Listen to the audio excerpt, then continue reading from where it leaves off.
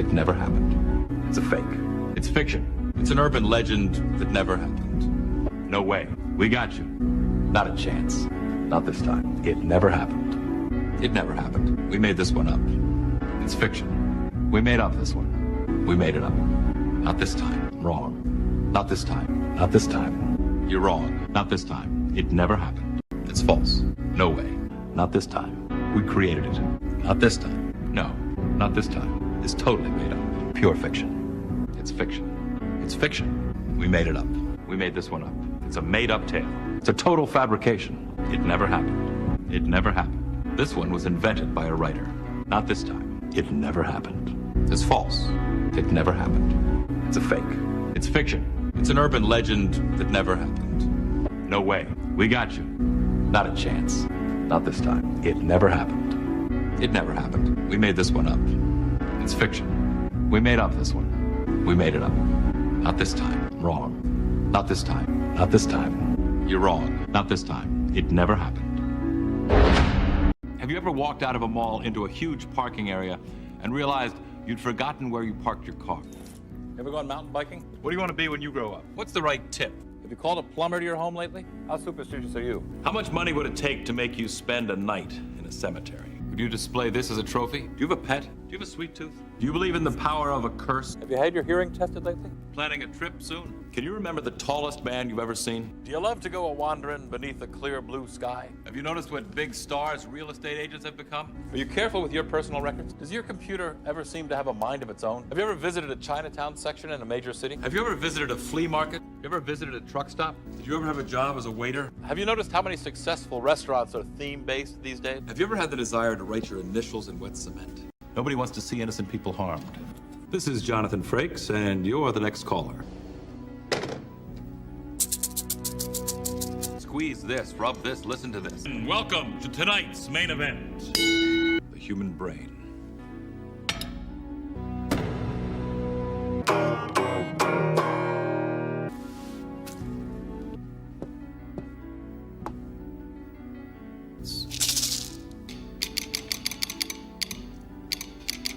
The charm of the merry-go-round. See the numbers? As you watch this cat in my arms, it seems harmless and docile. The stuff of a lifetime. Observe the tools of the trade. The moon.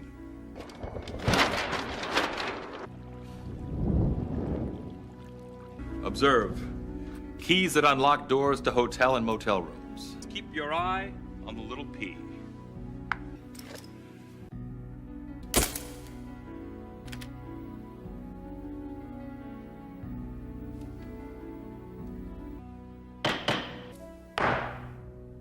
Have you ever walked through a graveyard? Dolls seem to have their own personality. Have you ever been hypnotized? All aboard! Portable sirens. Funny thing happened to me on the way to the studio tonight. Did I say funny? Actually, it was beyond belief. I've been practicing for years. Ah, the 60s.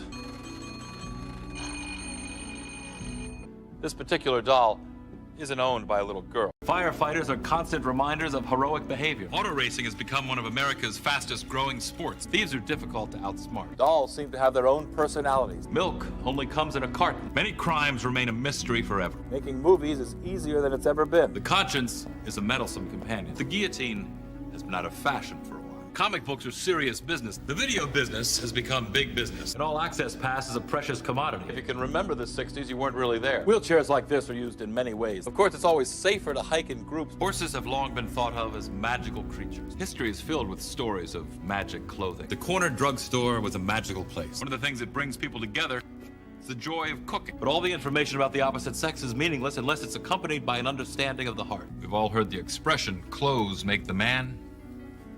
Is it really true? Did you have a favorite book as a child? Do you have a favorite method of falling asleep? Is there anything more precious than the gift of sight? Who can explain the mystery of music? Do we make our own luck? Can a home ever be truly safe? Have you checked the back sections of newspapers and magazines lately? What is the secret of the green thumb? What mysteries lie within the frame of a portrait? How many dramas have taken place in these tight little... Hi, everybody. We are here to watch. We're here to laugh, we're here to cry, and best of all, we're here to acknowledge the wondrousness that is Auto's cat. No, we are joined by Catcam. Catcam. Yeah, what happened to Catcam? We have a special guest this evening. Welcome everyone, Eva Thomas, a Jeopardy contestant, Big's biggest rival. Is that correct? Or Jared's biggest rival? I thought that was Chris Panulo, but I'll let you. She could speak more to the fact that she might be the smallest rival, just in that she had to play with the disadvantage of being hoisted up like 2 feet in the air. Oh, did you have extra support? So, Big McLarge is a very accurate nickname. Jared is about 1.5 feet taller than I am. And when you're on the stage, what they do is they have basically, I don't know if it's hydraulic or mechanical, but they basically have a platform that will like raise and lower appropriately to make it appear as though everybody is about the same height. So I was boosted about 1.5 feet into the air. No way.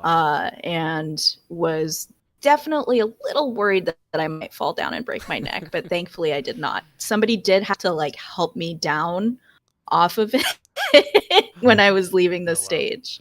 So when he won and you had to hoist him off on your shoulders, how awkward is that? I wouldn't wish that on anybody. That's like, jeez.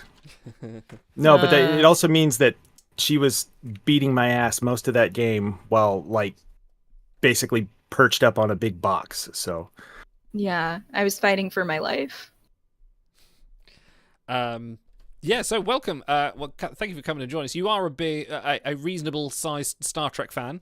How did you get into Star Trek? So I grew up with my dad being a huge fan of The Next Generation. Some of my earliest memories of TV are watching TNG episodes with my dad. We used to watch the movies. And then my dad would watch, he didn't really watch the original series itself too much, but we definitely watched some of the movies together, like Wrath of Khan, of course, and then the fourth movie whose title escapes me because I can never remember anything. The one with the whales. Yeah. The one with the whales. Yeah, which is delightful. I love the whales.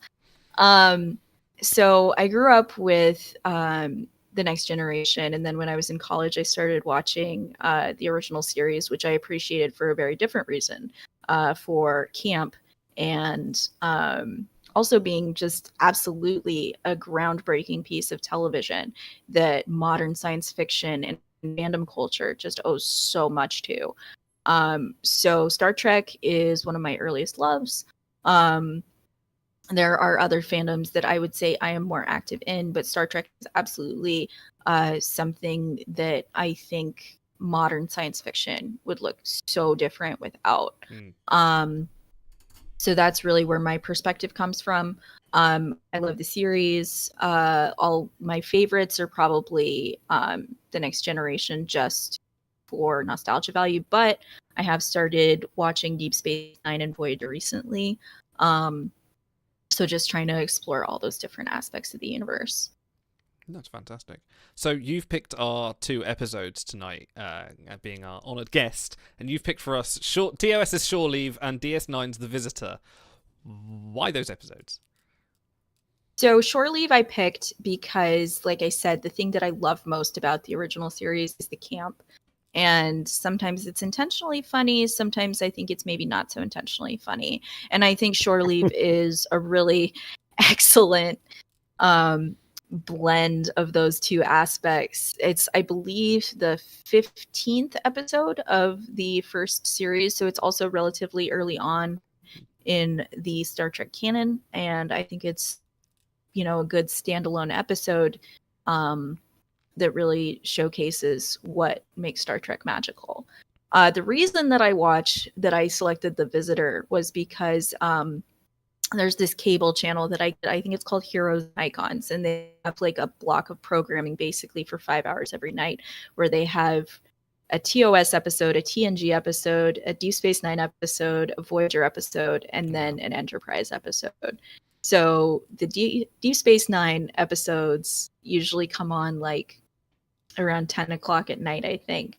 And that's like the last thing I'll watch before I go to bed. And I think it was about a month and a half ago, The Visitor was on. And I went into it cold, just like thinking, oh, okay, Deep Space Nine, cool. Well, I'll watch this. And then I was sent on a roller coaster of a feels trip that I thought I would be remiss if I didn't share it all with you tonight. Fantastic. So we are going to laugh and we are going to cry today, I feel. Very much. So how we do things here is we tend to, I play you a trailer from the episode, and then I'll get your pre-rating. Now, I know you've watched some of these fairly recently, so that may influence your judgment, but we haven't. So we do like a pre-rating and then a proper rating at the end when we do a review. The only reason we do a pre-rating is because it's quite funny to see how we started our nostalgia memories to where we ended up, and the comparison is different. So I'm going to play you the trailer now, so everyone on stream should be able to see this as well. So this is from the Blu-ray remastered one, so it's not the original 60s advert trailer, which I couldn't find, but have a watch of this. The They better not have Enterprise taken the explores camp a out. planet It's like Alice in Wonderland. where dreams come true. Have you seen a rather large white rabbit? But there's one catch. Are you sure you're not imagining all this? So do the nightmares. We're in trouble. I need every crewman alert and thinking. These things cannot be real. A classic track. What's been happening to my people? Star Trek. Wait, when was this? Oh, was this 07 when they Yeah, this is remastered? from the remasters. The only trailer Okay, I could find. so- So yeah, I can't Donald's imagine still something alive more then. disparagingly different to the original tone of the episode. Yeah. Trying to inject drama into this. Yeah. In a world. In a world Oh, yeah. of Star Trek. Yeah. Don LaFontaine, yeah. So That's a voice I haven't heard in a long time. How are we thinking about this episode? Eva, your expectations going in. You said you haven't watched this one for a while. Oh, it's been a hot minute. I don't think I've seen this one in about 15 years.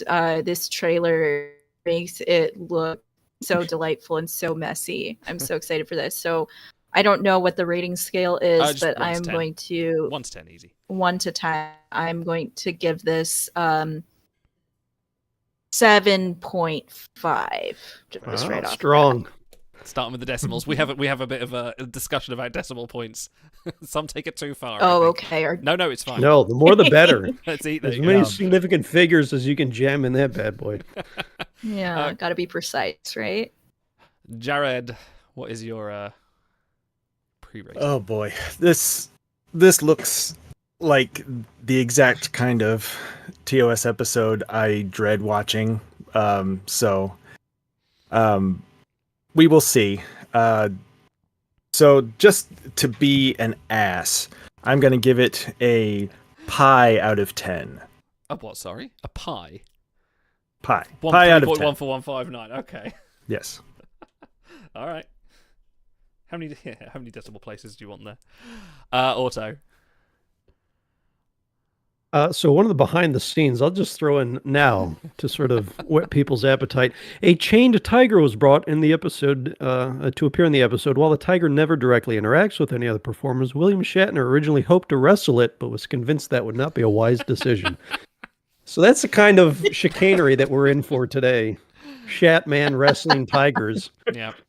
I think Jared's pretty close. I'm going to go 4. I Yeah. think it's probably the more the kind of camp we can laugh at than not, but I know there's a few stereotypes in here, so we'll see how those have aged. Yeah, 4 out of 10. Yeah, I'll split the difference. I'll go 5. I think I remember enjoying this episode for its, like you say, its camp value. With that and nothing else, but you're right, there are maybe some problematic stuff. So, everyone on the channel, anyone watching, spool up your DVD players, your Blu-ray discs, your Paramount Pluses, or whatever legitimate copy of this episode you have found yourself with, and we will be airing it in, I just gotta find something here, there it is, 5, 4, 3, 2, 1, engage.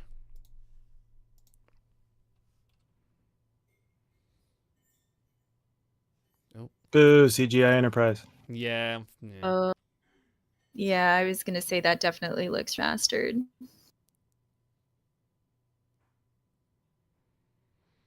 Okay, they can't remaster the terrible costumes in this one. No. So this is supposed to be Rand, but they had to write her out. Yeah. hmm See, and this starts every Oh spoken yes, cut. we're in Yo, the man, progressive come on. area. Yeah.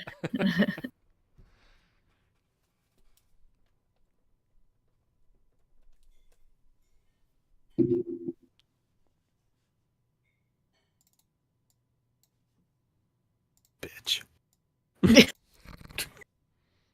Oh, he's literally he's so seepy.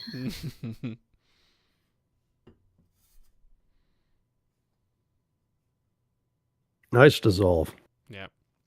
Hmm. This is the Enterprise Strange New World set, isn't it?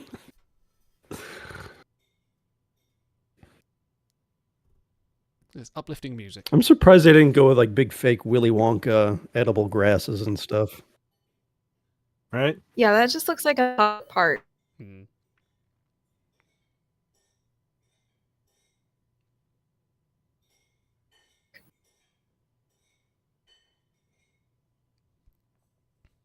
Oh, British subtitles. What? Yeah, sorry about that. Difference to TNG, we're like, surely, what the hell's that? Yeah. Just go to the holodeck, you'll be fine.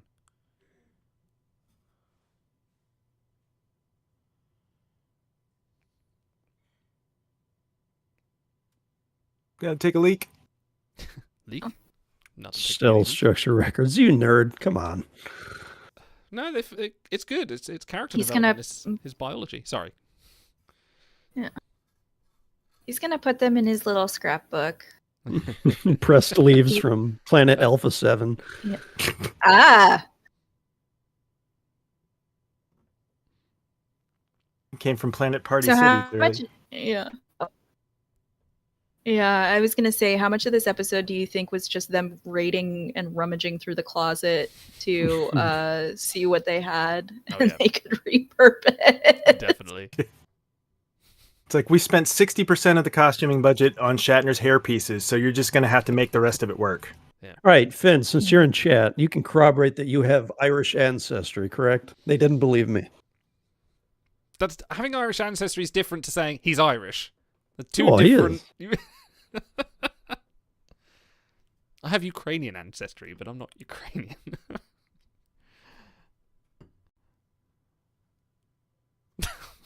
Thanks, stars. This music. I love the jaunty music in TOS. They need to do more of that. Space. No, Star says he's only gently Irish. So not enough to be offended by this episode. Exactly. Hmm. Oh, I don't think there are any prerequisites necessary to be offended by this episode.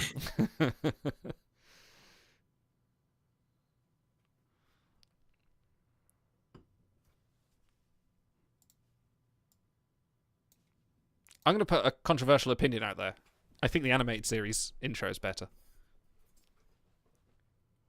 Their I think aesthetic the is song actually a lot of is- fun. Mm. Yeah, I maintain that the original series has the best theme song, Oh, wow. I mean, it is iconic. which is probably a hot take, but mhm. I mean, just as long as you don't say the Enterprise theme, then you're fine. I like it. No, I'm not a sicko. 0.3. Not weird.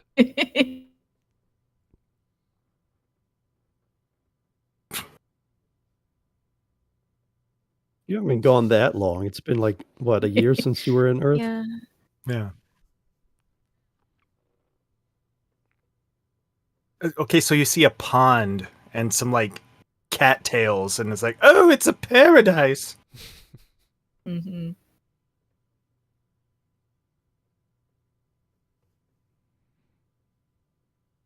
I think they should put Spock in the same dress as the yeoman. I agree.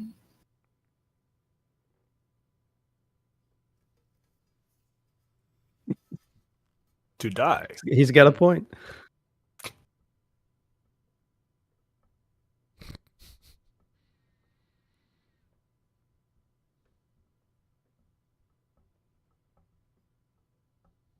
To the planet? To everybody. He's got the whole ship to himself. Like, that's paradise. La Brea tar pits or something? Probably. And there's Armus behind him.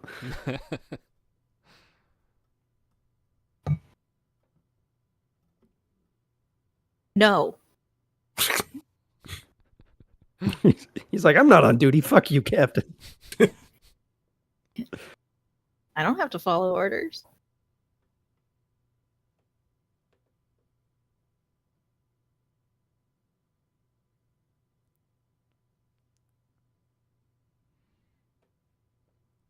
Spock is just eating this.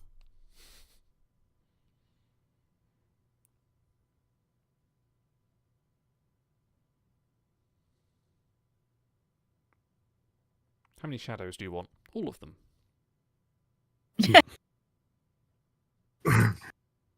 Are we doing phrasing? Yeah. Why is he studying McCoy's log? No. That's much too low. Too low a rating. Okay. Oh, you're gonna hear that this again. episode. You're gonna hear that later. Oh, actually, will you? I don't know if you will. Triggers aren't working.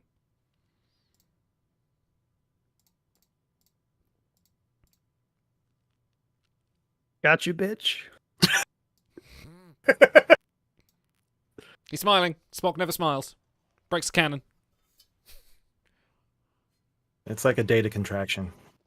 Okay, there's a blue cattail.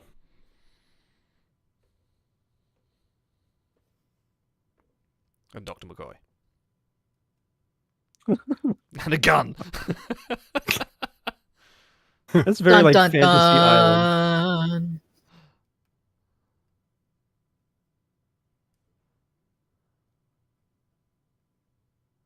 Yep. My ferns. Don't care.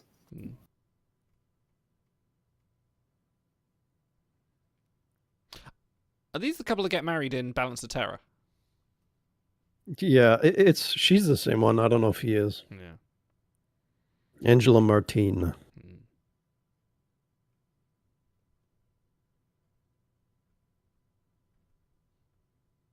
He brought his phaser. Couldn't they just beam down in an open space? It seems a little risky to pick right between two redwoods. Right? Yeah, but then it wouldn't have framed the shot as nicely. Transporter chief just showing off. I can Yeah. do that. I can do that. Look what I can do. I like the moving shot here. You don't get that very often. Yeah. It's a handheld? It's not dolly, is it?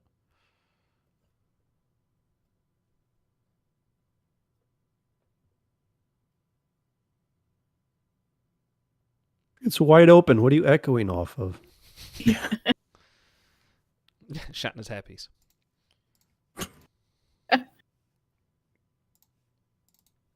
He's like 5 feet away. Come on, you didn't have to yell like that. So, can you please turn off your reverb device? Uh-oh. Big's footprints are everywhere. Yeah. That's after I smashed my toe with the deadlift Those look bar. like dinosaur footprints. They don't look like rabbit footprints. What kind of rabbit has feet like that?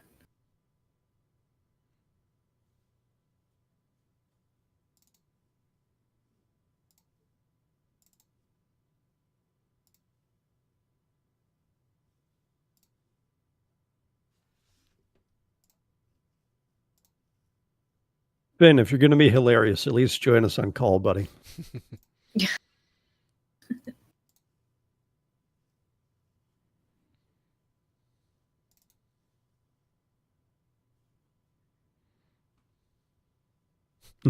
Doctor. No, it's really because he just wants to go squatching all by himself. Yeah. Is that a hobby like antiquing? Yes. Squatching. Yes, it actually, yeah. Oh god. Oh, look at that reaction time. Serpentine. Yeah. The cameraman's booking it. Look at him go. Yeah. Oh my gosh.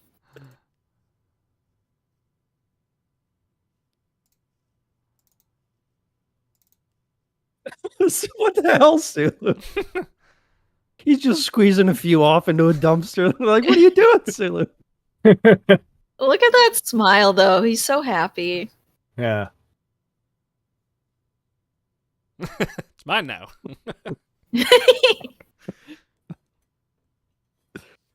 And this was after the 7-day waiting period and everything. Yes. Yeah. You think the Enterprises are lost and found? Oh, They I'm must, sure. Yeah. Yeah.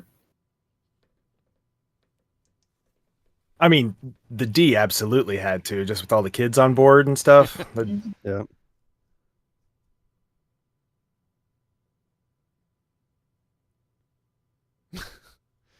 I like how she's Those the are only one not still rabbit panting. tracks. Yeah.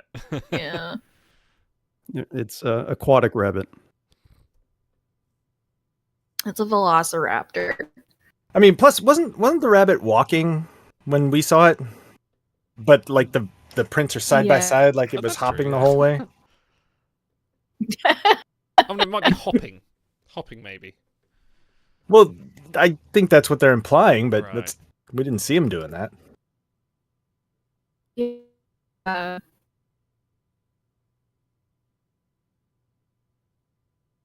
No, that rabbit was definitely walking.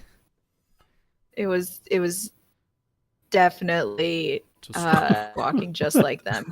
But what is this? I think it's rabbit ears. trying to Oh, tune in CBS. Oh.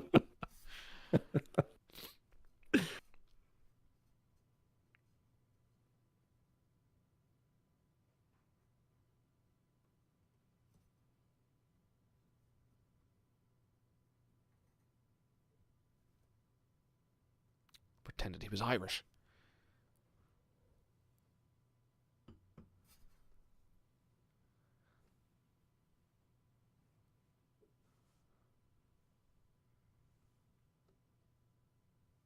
Shatner's so natural. Mm.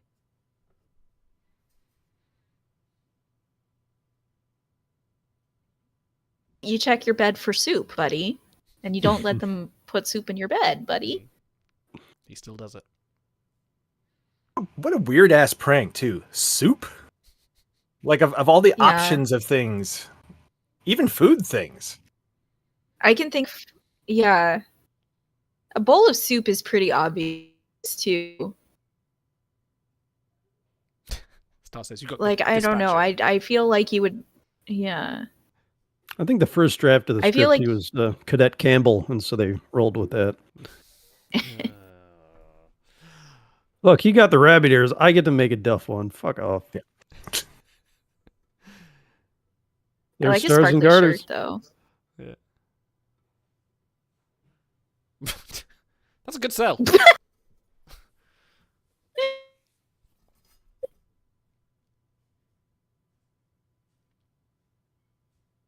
Jimmy boy. By the way, the actor's name is Bruce Mars. I love Okay. I love that name. This guy was in Star. That is a show business name. Yeah. Yeah. His agent's like, all right, we got a Star Trek audition. I'll call me Bruce Mars. They'll eat that up. Yeah. Yes. Funnily enough, his son Bruno would find more attention.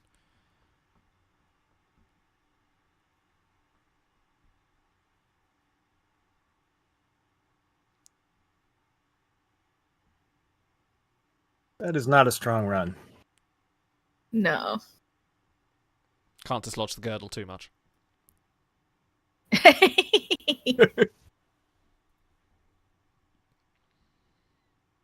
Oh. Careful. It was They're vandalism. marking It was that tree for pretty- demolition. Yeah. Wow. Yeah. No, Gene's been on set. Oh God. So actually, they did film a scene with her and Don Juan, and then they ended up cutting it. So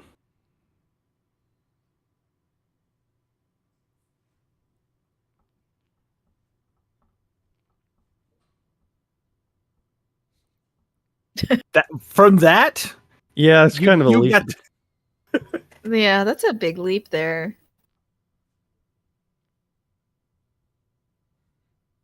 not Zorro, not Yeah, Jack if the someone said a Ripper, guy not with a cape, I would think like the Hamburglar was showing up or something.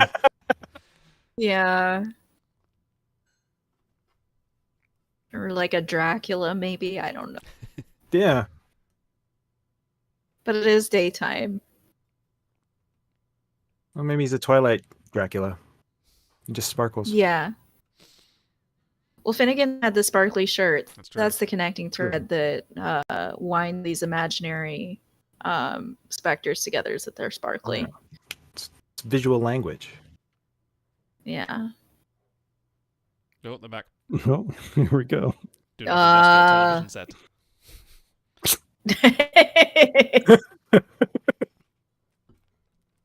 I spent about 37 cents on that prop. Yeah.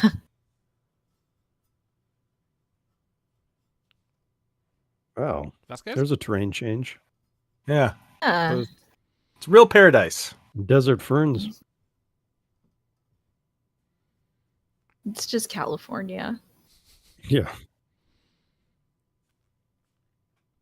They don't get to location shoot too much in TOS. No. No, bigger flower. Just, why not? Yeah. Is that part of the Prime Directive to just like take stuff? I'd like don't interfere with the development of a planet unless you just really want a souvenir. Yeah. Hey, Lady Liberty. Yeah.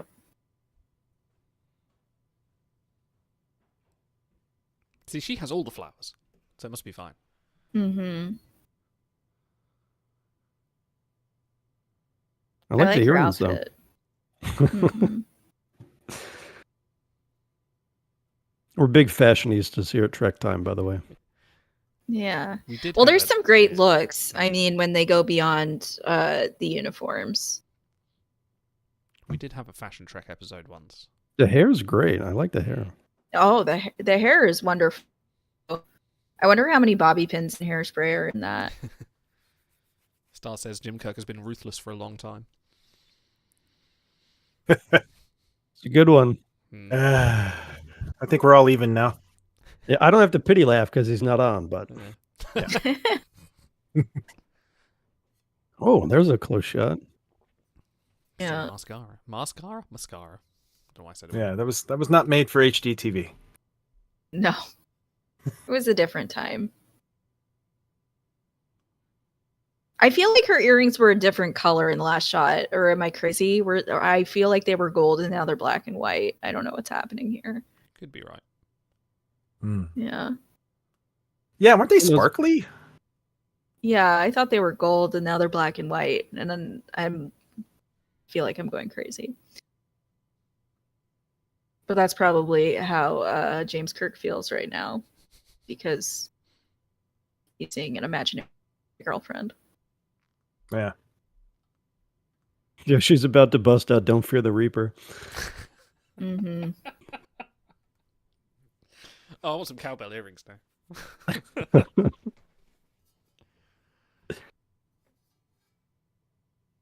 Yes, he's got significantly more attractive. Shut up, Bones. I'm working here. There's a I'm there's a captain. busy. Bye. I've lost the ability to enunciate consonants. I'm just going to talk like this. Put your communicator on vibrate.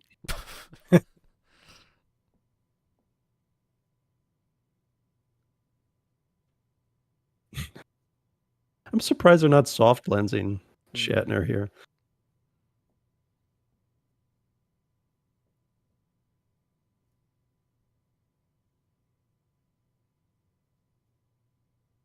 Fuck off.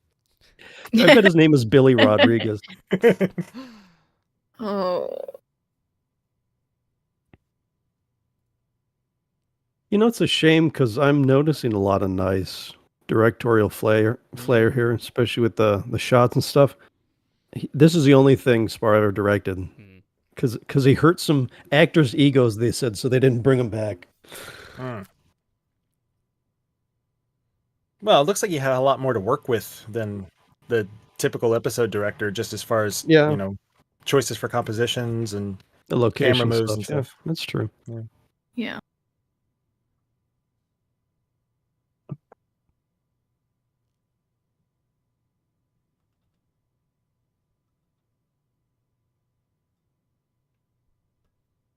What you called what?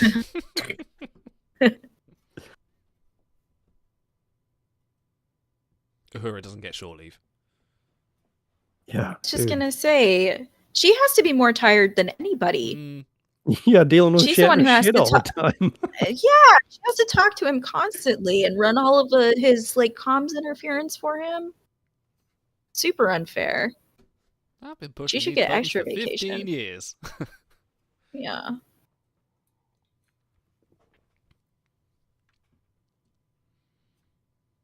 Oh, the ominous music. Yeah, they're silent through a lot of stock music here. Hmm.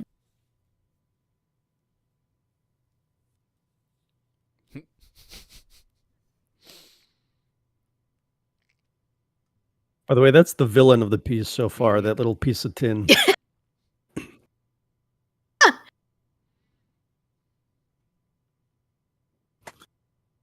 Yeah, nothing screams menace more than something that you'd like hang a rotisserie chicken on. Now they're only $3.99 at Costco. Damn.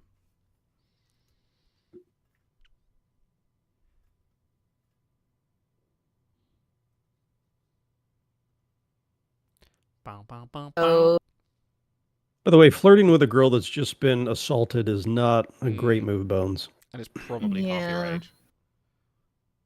But it's working because it's a Gene Roddenberry Of production. course, yes, yes. absolutely. What's I'm just going gonna steal on someone's here? washing now.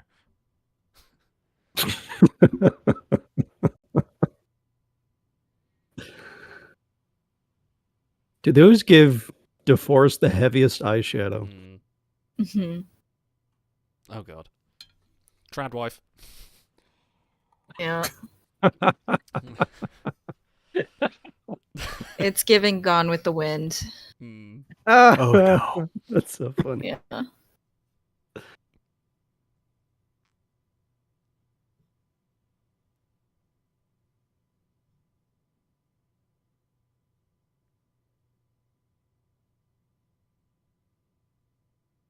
That's like the flimsiest felt collar I've ever seen. Yeah.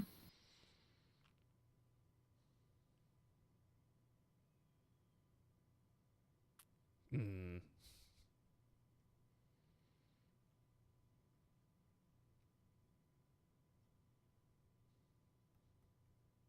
Be a gentleman and turn around. Come on. No. Okay. Absolutely not. No. Look at him. He's pouting. By the way, how confident are you in that 7.5 pre-rating right now, Eva? Oh, it's getting knocked down quite a bit. I mean, That happens a lot on this show. Yeah, well, I will qualify it. Oh yeah. You'll get a chance, don't worry. If we're going to, camp factor, it's absolutely still a 7.5.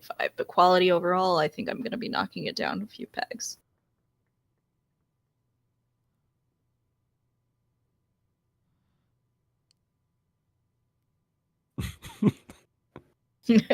Esteban. Esteban de Rojo. Ah, Tiger. Oh, there's Shatner's wrestling Tiger partner. time. Mm-hmm.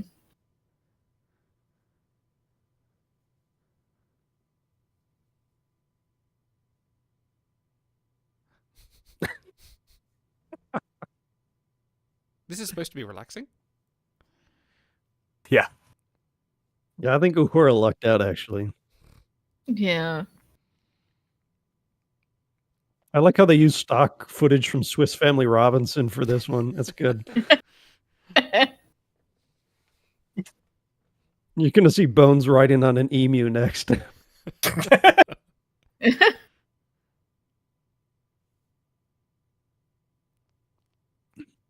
She's ready for the Ren Fair. I love it. That's where they were shooting this. Yeah, where's the falconer? Well, see, that's what the rabbit ears are for. It's to hang the turkey legs on. Yeah. Oh, I'm sure you don't want to hear any more about turkey legs. I really don't. No. Yeah. That's a story for another time. Yeah.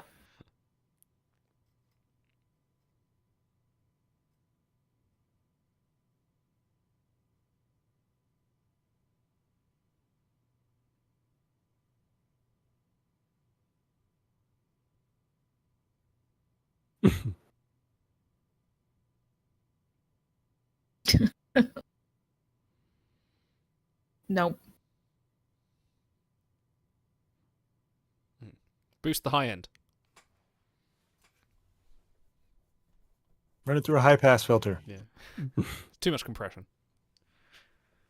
It's rabbit ears. Additional audio joke. I just want to contribute, guys. Dude, look at that like crane shot. Oh my Okay. god. Oh, okay. Get it? Right. Because he's Sulu. Yeah. Yeah. Oh, yeah, with the gongs crashing in the background and everything. It's the 60s. Ooh. Yeah. Not that it gives it a pass, but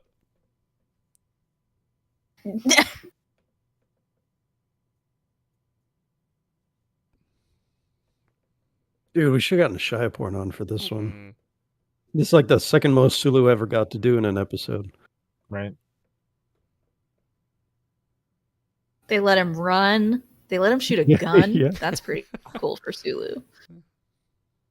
George went home and was like, I've had a great day.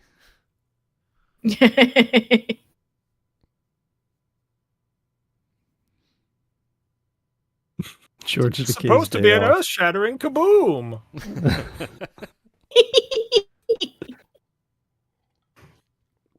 Oh, here goes Killjoy. I think Stars made the Gorn joke earlier, but it does look. I'm pretty sure this is where the This is arena. Vasquez. Yeah, Fantastic. it's got to be Battle around was Vasquez fun. Rocks, yeah. Yeah.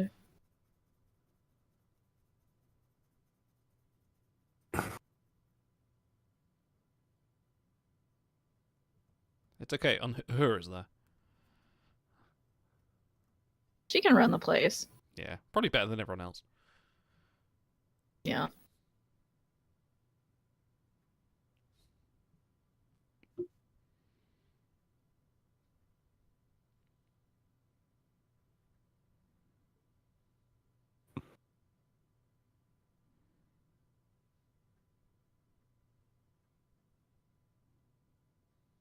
Hey, nanny, nanny, nanny. Hey, nanny, nanny, nanny.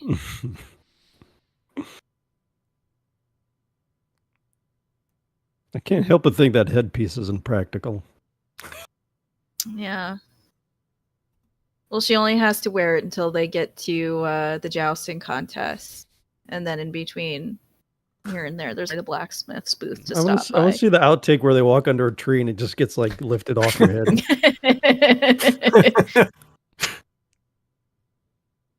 Keep her away from lines. Find that bongo player. Yeah, we're gonna get like a Pacific Islander next, just to round out the discrimination Yeah. lawsuit. Yeah.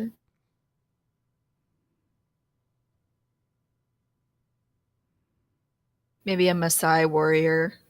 We can get one of those. I need to crib this one for our What the Dub. That's what I haven't you done this yet. think. I'll put that on the list.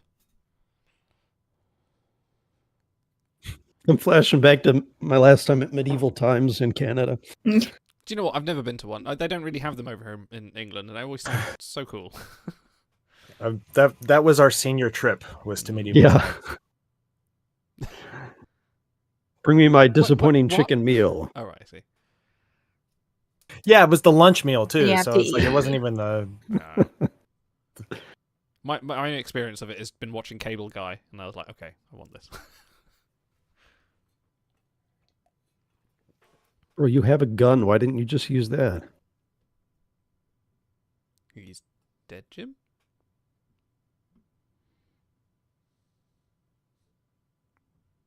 Probably not. I think the rule of thumb is that if they die right before commercial break, they're coming back. Never mind what his name is. My personal friend. My Robert? good old buddy. How do you spell your name?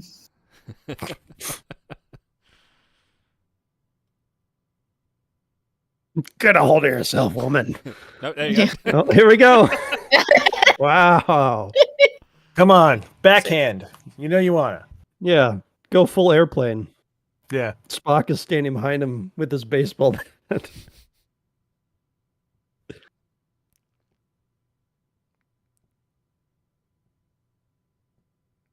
I mean, she's been more professional than Kirk so far. Yeah.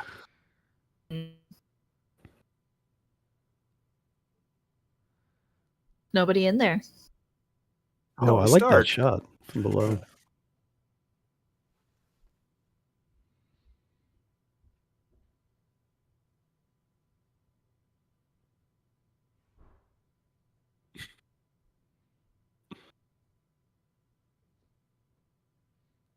Medical tricorder.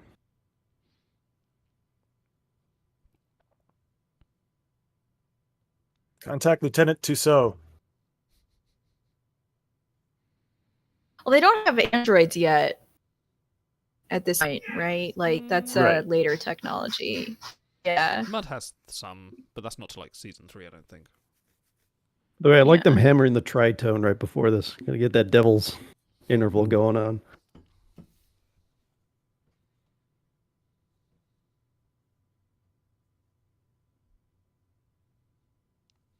Yeah, problematic plant people.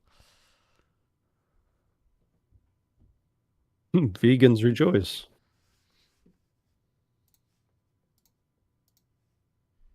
I mean, Swamp Thing's just looking a lot better these days, really.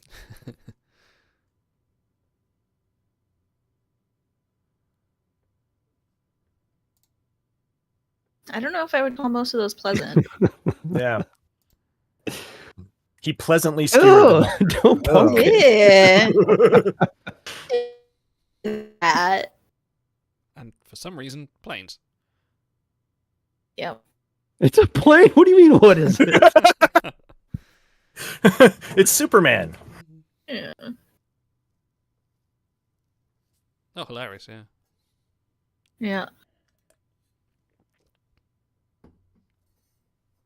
Why did you have to say that? Yeah. That's literally the only way an airplane could hurt you. Yeah. Yep. The only way. Unless it's one of those skywriters and he wrote "You suck," then that would kind of hurt. You hurt me here and here. Wow, good aim. Why'd you have to say the thing about the strafing run, bud? Oh, she ran into a tree. Oh, oh no. Her and Georgia the Jungle. That's Yeah.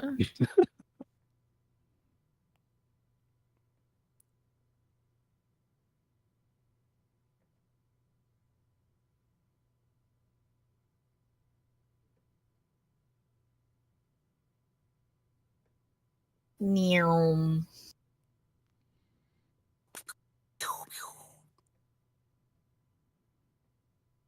Going.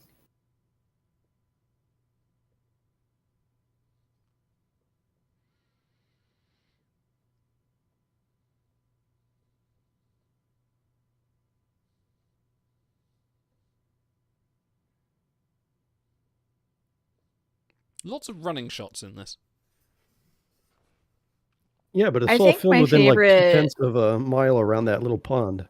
yeah. Yeah.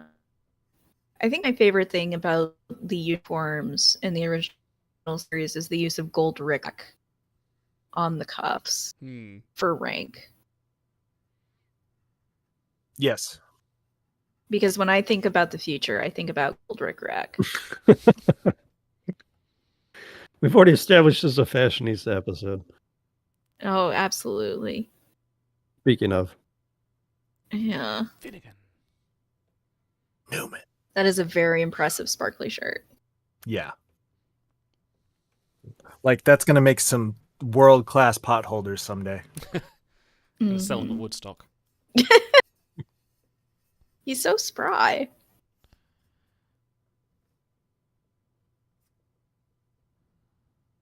I like that stunt boulder there. They got a guy in a rock suit to lay down for him. Also would like to play the Horta. I was expecting a heel click as he went over it. Yeah. But we're only going to pay you scale. What is this casual jog? Now he's full speed. Look. He's like my son when he runs. Oh. It's like, That's a Tom Cruise right there. Yeah. definitely Vasquez rocks. This guy's teleporting. I was running. Yeah, I love that zoom. That's the wall, brother. That's for you too.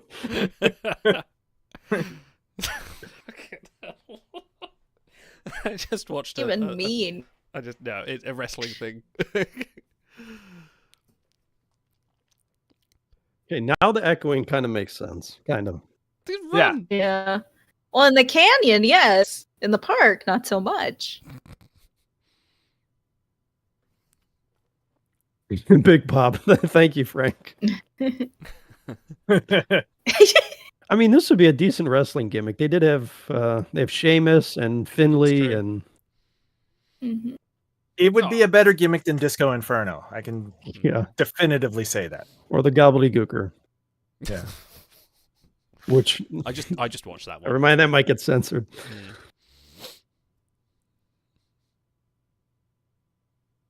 Good shaky cam usage too. Mm. Like a lot of modern shows just use it during conversations and shit. But Look, the overhead stunt actor's shot. Yeah. How long till the double axe handle? My Are we son was counting doing down? that to his brother today. He's not even watched like the original series Star Trek. I'm like, why are you doing this? Literally, both hands together. can't help but notice the male crewmen's collars are made of much stiffer stuff than the yeoman.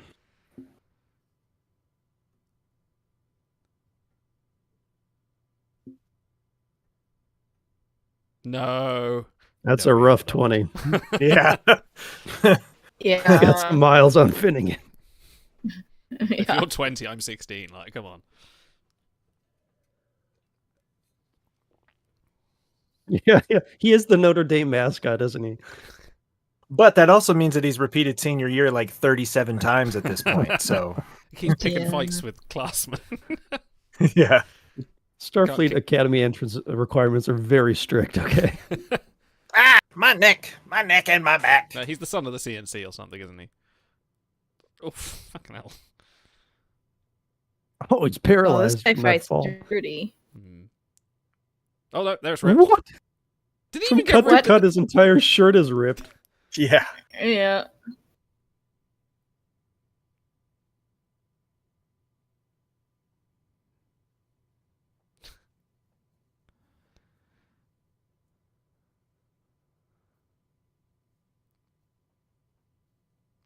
Funny little man.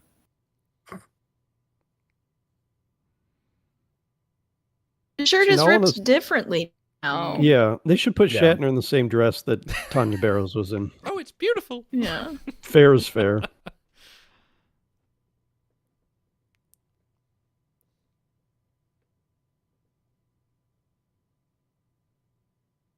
Was he just watching him sleep until he regained consciousness? That's his Yeah. gig. Normal behavior. Extremely unproblematic. Oh, good move. Pocket sand. Well, they're both filthy now, and they're gonna have to have a bath. What are you doing in such a filthy uniform? Yeah. They're gonna have to hose down Kirk when he gets back to ship. He's Well, not they gonna do like that. it. They do that anyways. Well, they every do. episode. They have to do that anyway, I'm sure. But Are they still decon in TOS? Do we still get the decon gel? You want to see him and Phlox have to gel each other off.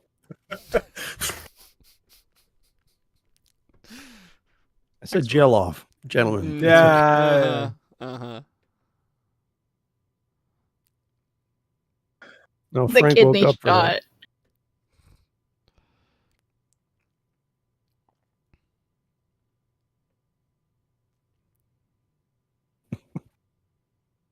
They had to choose between Mo- character development or 4 more minutes of this. Look, we wrote this aggressive Irish jig and we're going to use it, damn it. And he keeps like aggressively licking his lips and like licking his wrist for some That's reason. for the and ladies. Yeah. It's so unsettling. I don't know who that's for, but it's not for me. Well, this is all being rewritten by Gene during filming, so I think that explains everything. That does. Stealing all my bits. Sorry. That's no one watches the watch along. Yeah, I was gonna say I'll repeat it in the review. It's fine.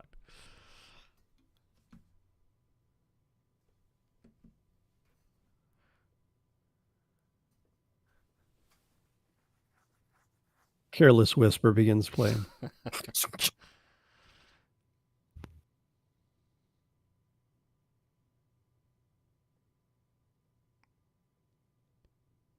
I have had enough of you. Dude, this is the best shore leave Kirk could ever want. Mm. Yeah. He loves to fight. To work through some unresolved trauma. Yeah, see, Spock knows. Yeah. He looks like one of the kids in Orphan Annie, you know, with the ash on their face. Mm-hmm. Yeah. Like Pigpen from Peanuts. Is Leonard Nimoy on a different set there? Is it like the He had to man, rush in get from your his shit off. second job as a chimney sweep. So is that green screen there? That's That what I was looks like thinking. it. Yeah, he looks like he's somewhere else entirely.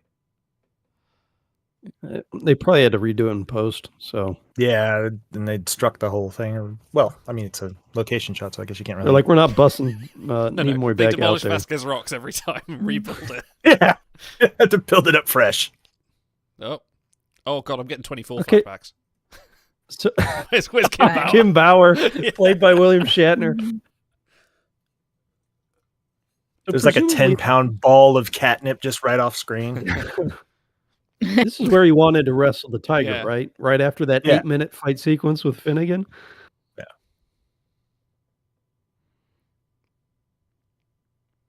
What is going on? He's got to grab Spock. Told me.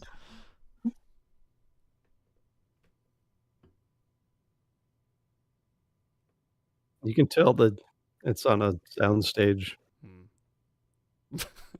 We forgot about the samurai. So no time for you now.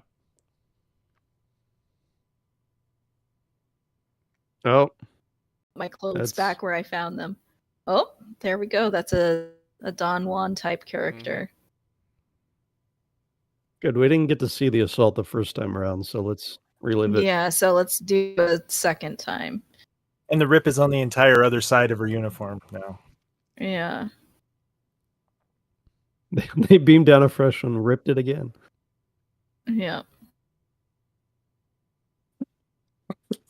Why are they? Okay. Look at Spock. He's just like, I don't know what to do right now. Then the Stay Puft Marshmallow Man comes rolling in, and Dad?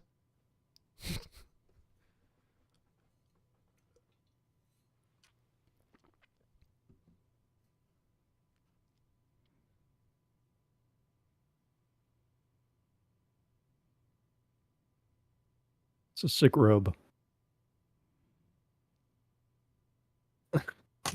me and the rest of the Heaven's Gate cult flew in on the Should wear Hale Bop Comet Cliftons 300 like years that. ago. Here, wrong caretaker stars. Where's the flavor aid?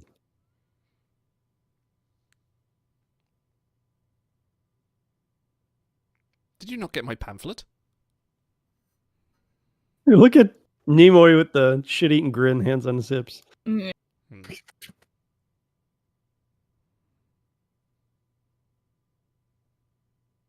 What's this?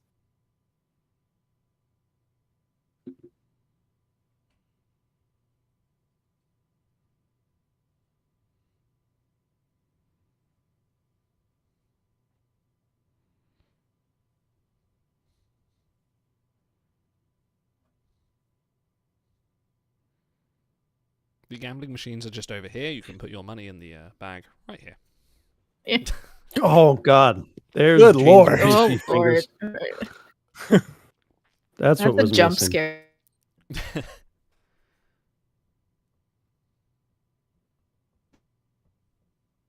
Why? Two Why is Muppets this? died for this. Phenomena.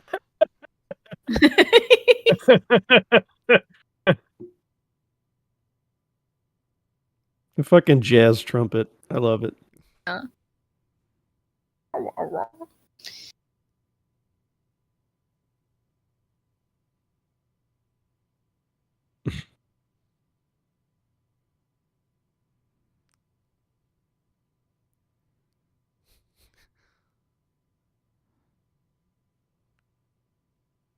Kick him in the nuts.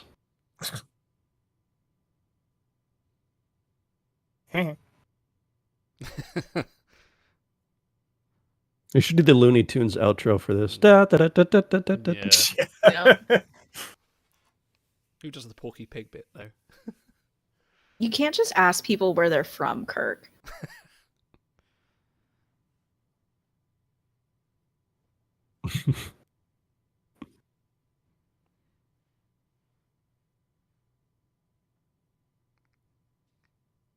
Can That's a I get off huge now, bruise. sir? I'd like to join the party.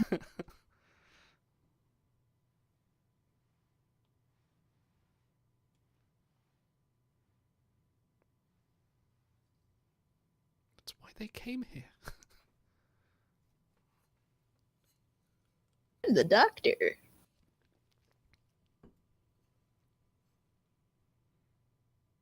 Yeah, no hint of danger. It's all safe down here. Just be mindful of the tiger, the samurai, and the roving planes just shooting anyone. Yeah, they The- got the stringed by firearm. B-52 20 minutes ago, and they're beaming everyone down now. Yeah. Yeah, let's have a fucking picnic. Just think happy thoughts. Think happy thoughts. It's fine.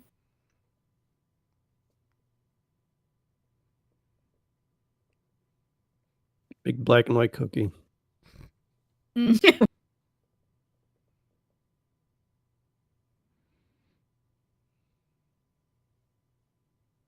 And he never left. Hmm. Dr. Sam Beckett never returned home.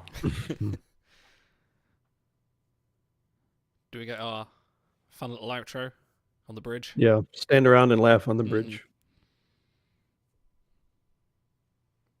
Yes, Better Than Life did actually rip this off.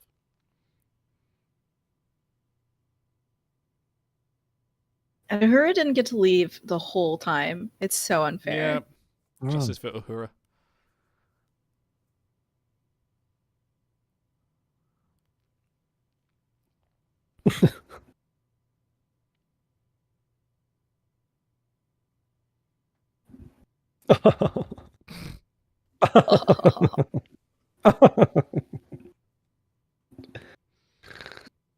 Sensible chuckle Shatner. Mm-hmm.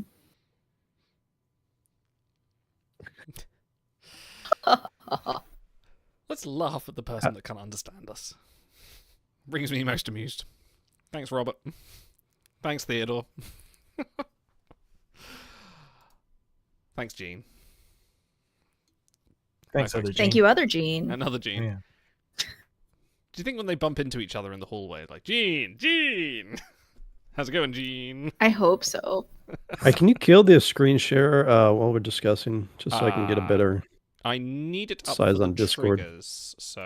Oh, okay. Yeah, because my That's triggers fine aren't then. working at the moment for some reason, so I'm going to have to manually do them. Right, let me kill something and do that. Right, okay. Hello everyone and welcome to Star Trek Trek, our ongoing journey through the history of Star Trek as we watch through, and we are joined by a very, very special guest, fellow Jeopardy contestant. Thank you, Automaton 2000 here. Happy to be here, guys. Back again. Yeah, what was your final score? How far Just- did you get just on the mute Tournament me. of Champions? Just mute me. We're joined by one Eva Thomas. Thank you for joining us. How are you this fine evening? I'm wonderful. So happy to be here and sharing these wonderful Star Trek episodes with you. Yes, and we've just finished watching one of two suggestions you've done for us, which will be this in the next episode. But we've just finished watching TOS's Shore Leave, a wonderfully trite episode of relaxation and random tigers and samurai people. What I did ask you this during the watch along or just before, but what brought this episode to us, and why did you think like, hey, I'm gonna come and join something I'm gonna watch together? Let's watch Shore Leave. Let's do this one. So for me, I really wanted. Yeah. You only won a couple of games. It's fine. It's not as important. Yeah. No, Big's great. We love Big. So for me, I came to this episode because my favorite thing about the original series is camp, and this episode certainly has it in spades, even more than I could have remembered. It looks like what happens when they said, okay, we don't want to build any new sets, so we're going to film most of this in a public park. We're going to go through the studio's closet for most of these costumes, and we're just going to see what we can find. And we're just going to have a little romp and have a great time. Let's sprinkle in some stock footage from other shows, and it's going to be great. And we got exactly what we asked for, which was a seemingly incoherent episode that's still very, very, very funny. And that's our review, ladies and gentlemen. Thank you for watching. No, great to have us with us. Some fun facts about this episode. This was directed by Robert Sparr, the only episode he directed of Star Trek. He also directed 2 episodes of Batman 1966, if you can understand the continuity there. It definitely feels like this could have been an episode of Adam West's Batman. However, the cast of the show disliked working with him so much, this was his only Trek assignment. He was not asked back to the set again. So it says on Memory Alpha that he hurt the actors' egos, which sounds just like a complaint that Shatner lodged at some point. But I will say the highlight of this episode for me was like his directorial choices, the shot framing. We had a lot of great moving shots, some stuff from below where it was actually a decent angle on Shatner. So it's like, I feel like when you say, okay, the director only did 1 episode for Trek, it's either like a really good thing or a really bad thing. And in this case, it turned out to be good. Like when they launch Voyager 3, I hope they put this in the shuttle for outer space aliens to enjoy our media. Put it in the time capsule. This was also written by Theodore Stugin, who also wrote Amok Time, so 2 wildly different episodes here. He also penned 2 other episodes that didn't get made into production. One was called The Joy Machine, and the other one was Shore Leave 2, which could you imagine? No. We could have Shore Leave 2? Could have had Shore Leave 2. Now, see if this sounds familiar. The Joy Machine, the plot was, it dealt with the population of a Federation colony getting addicted to a sophisticated machine stimulating the brain's pleasure center, which rewarded the workers with hours and joy in exchange for work hours. Kind of sounds like the game a little bit from TNG, which, oh no, TNG. I just lost the game. I read the book because they made that into a book, and it's a decent read, yeah. Yeah, there was no information on Shore Leave 2. Now, Otto, you have a fun fact about this episode as well in terms of the writing. Well, I don't want to steal your thunder. No, please. I'm offering it to you. It is yours. Well, yeah, so the credit goes to Theodore Sturgeon, like the fish. But apparently, Gene rewrote that all on set. And that's part of the reason why Sparr got a bad rap is because, when you're getting handwritten notes from Gene Roddenberry 2 hours before filming, it's going to screw up a few things. So, when randomly women show up in bikinis at the end of the episode, I'm like, oh, that's a scene that Gene did. You can tell which ones he did and which ones were kind of part of a coherent storyline. So, yeah, kind of like we reviewed TNG's Justice a couple months back, and you can tell when Gene gets his hooks into something because they kind of ramp it up in not good ways. So that was my fun fact. No, that's So we remarked as well during the episode that part of the script was called for Shatner to wrestle a tiger at Shatner's demands, but they actually said, no, you can't do that. That's very dangerous. The script apparently also called for an elephant to appear on the episode, and the elephant was indeed hired by the production staff and brought to set. But due to the overtime, the set running over, it ran a whole day over over time, and yeah, they They paid the elephant overtime. Yes, he's paid peanuts. No, it was just to hide the fact that the elephant was such a huge diva and just wouldn't leave the Yeah. trailer. Okay. Last fun fact as well about this episode: William Blackburn, who played the White Rabbit, was a professional ice skater in real life and had got the costume from a local team for free. He had claustrophobia. So had a painful time wearing the costume. Originally the rabbit head was sewn onto the suit, but he nearly suffocated. So he had to tear off the head to get out of it. But they eventually reattached it with Velcro, and he was a bit happier after that. He also wore the Gorn suit in the Gorn episode, and he said that was worse. Which, after doing it once and finding it the most horrible experience of your life, you go, yeah, sure, I'll do that again. I feel like the Okay. footprints in the episode that were supposed to be Yes. for the rabbit did look like Gorn footprints, That would though. have made more sense. Yeah. Yeah. Look, actors got to eat, man. People have done worse for less. What sport has a white rabbit as their mascot? Do we know? Oh, is this... I thought you were giving us a question. Is this... No, I just... It did say it was ice skating, so I'm going to say ice skating. Okay. I didn't realize Ice Skate Then- had mascots. No, they Well- lifted it from a performance of like Disney on Oh, Ice. okay. That's- Got it. Okay, how do we feel about this episode? Eva, start with you. Like, how did you find this episode after, was it what you said, like 15 years after not seeing it for a while, or 5 years, whatever it was? Yeah, I hadn't seen this episode in about 15 years. I think I watched it way back when I did like my first big watch through of the original series, and I hadn't really revisited it since then. It definitely looks worse than when I watched it 15 years ago in terms of just overall quality. I do agree with Otto's observations regarding the directorial style, though. I thought some of the choices regarding the shots were very interesting, but it couldn't really make up for some of the problems with the writing and just having a cohesive storyline that isn't all explained away in the last 5 minutes, which is basically what happened.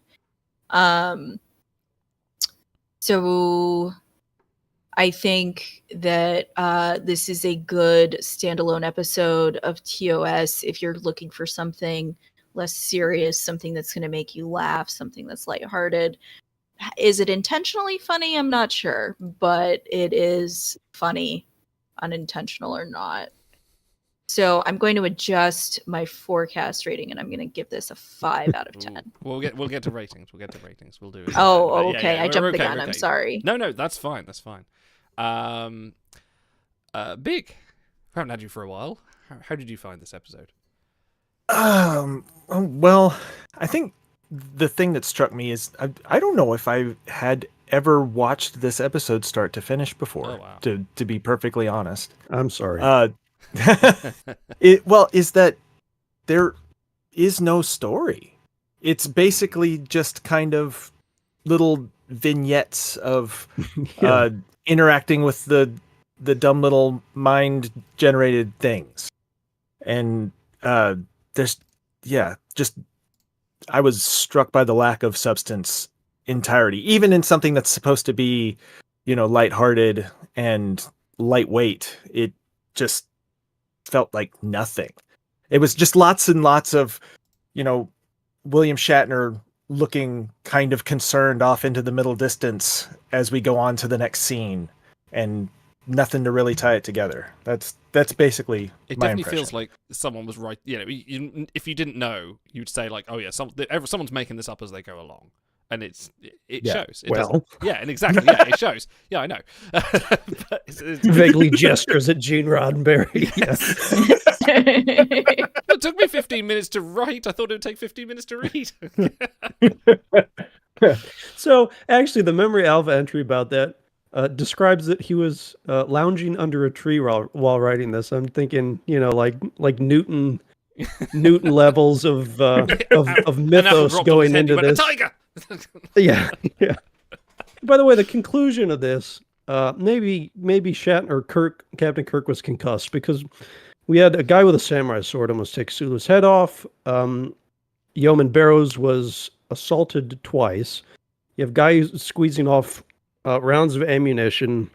Kirk was all black and blue, and then they're like, "Oh, beam everyone down. They're gonna have a great time down here." I'm like, don't you want to vet it maybe a little bit more, or have some kind of like standards in place, like rules? They're like, "No, everyone will be fine," and then do at the end. So it was really, there was no plot to this. You're right. The Muppet Babes will just stitch them all back together afterwards. Yeah. That's the implication, right? That definitely feels like there was a Futurama episode about this, probably spoofing this directly. It's just like, it doesn't matter what happens to you, we'll just patch you up. It's fine. But yeah, they definitely feels like they got into the system and they flew past the information point, which had all the pamphlets to say like what you can enjoy on your stay and things to avoid doing, like thinking of tigers or World War II airplanes. Please don't think about guns or Don Yon. He will come and take your female crew members away from you. The safety briefing isn't all just about seatbelts and flotation devices. No, the other part's the timeshare. They skipped that part in the episode. Like for 20% of your income, you could have this one patch of pond. So Shatner did get a lot of screen time. I actually thought, though, he was good in this. He brings a very real presence, like when he wants to. And we've reviewed some of his non-Trek stuff on this channel, a few of his Twilight Zone episodes. He is a natural talent. Like when he's not really the caricature that people think he is. Sometimes he is, but not usually. So I thought some of the early stuff, the Stardate point 3, you can think like he's selling the fatigue, and then when he's strutting around on the planet early on, I thought he was really natural. So Apart from he does kind of fall off a cliff when he pretends to be in love with Ruth. It was a little bit schmaltzy there, but I thought he carried the episode pretty well. Yeah, not a testament. Can we also have a hashtag justice for Uhura, who didn't get any shore leave? She was stuck on the ship. Everyone else got brought down. She was stuck up there pushing the buttons. Yeah, it's like And her she's and the hardest Scotty work- got the shaft. Yeah. Yeah, she's the hardest working crew member on the Enterprise. Give her dues. Definitely. How about we go over to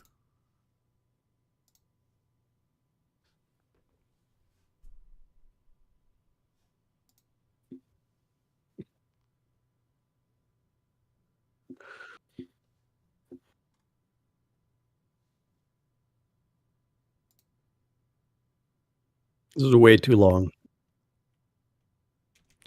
and I just realised I wasn't piping that through to the stream, so that was us being quiet for 10 seconds. Yes, best worst Professionalism. moments of the episode. Pick your best moment and pick your worst moment, please. So, start with our very honoured guest, Eva. What was your best moment? What was your worst moment? Ooh, I think the best moment of the episode is, I'm going to go with Kirk being absolutely transfixed by this apparition of what I presume is his ex-girlfriend Ruth, and giving her the flower. And then being bombarded with messages from everyone, because that's of course what's going to happen when he's found his long lost love. I think for the worst moment, I'm going to go with Yeoman Barrows being assaulted off screen by Don Juan and then it being treated as an afterthought. So that's just not what I'm There about. was a lot of moments with poor crewman Barrows being on the receiving end of several emotional trauma moments, which wasn't the best. Yeah. But that's the 60s way. It's not great. Yeah. Learn from hindsight. Let's go to you, Big. Best and worst. So I'm kind of surprising myself with this pick because I think if there's anything that we can appreciate on Star Trek and TOS especially, it's commitment to the bit. And I think nothing and no one commits harder to the bit than Finnegan in this episode. It's like he's supposed to be like this caricature of a Donnybrook Irishman that fights first, second, and third.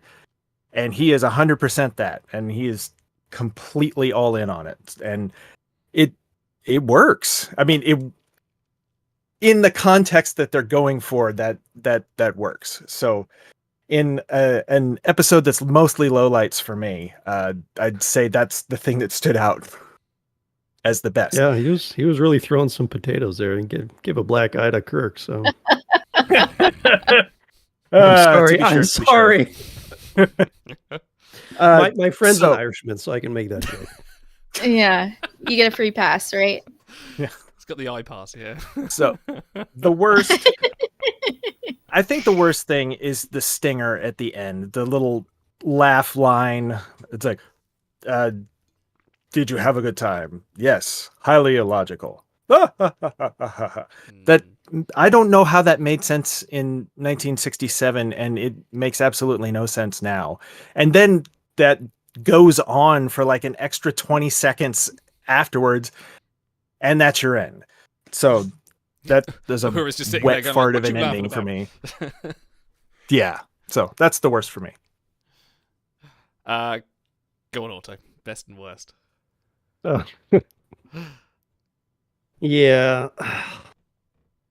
Eva had it right. It's not only is she assaulted twice, but in between the two assaults on Yeoman Barrow, we have Bones propositioning her, put on the dress, and he starts flirting with her. I'm like, bro, like maybe beam her back to sickbay or something, but no, but whatever.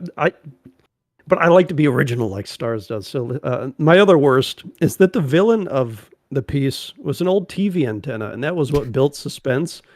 It was like this little piece of wire mesh following people around, and that's like, ooh, that's sinister. Like that's a odd-looking antenna. That's it reminds me of like the old like John Steed Avengers episode, or like any kind of like crime kind of episode where like it's someone in a car with an antenna and they're spying on them. Like it kind of gives that vibe where it's just like, we need to do this, but we don't have a lot of money because we spend it all on a tiger. So could we just come up with something? I don't know if I have a best moment. There are a lot of vaguely okay moments. I guess just Sulu. Like he finds a gun he picks up and starts squeezing off rounds into the lake.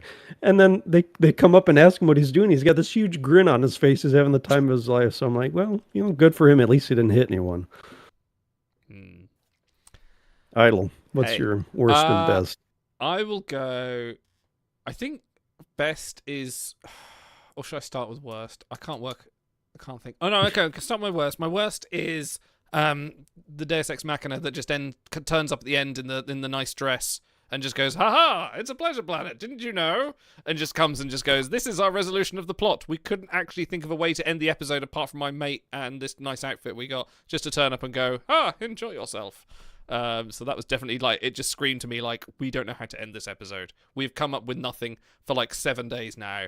And we just got to finish it. We need to move on to like the Devil's Due or whatever the next episode is. We need to get out of here. We've only got so much time on Vasquez Rocks. It's very popular at the moment. My best. Oh, that's true. See, I forgot to take all the directorial stuff for my best. So that was a good. Yeah, that was good. I don't know what would my best be about this episode. I'd probably give props to Shatner for this one. Just for being relatively less stereotyping and fairly decent, apart from maybe his running.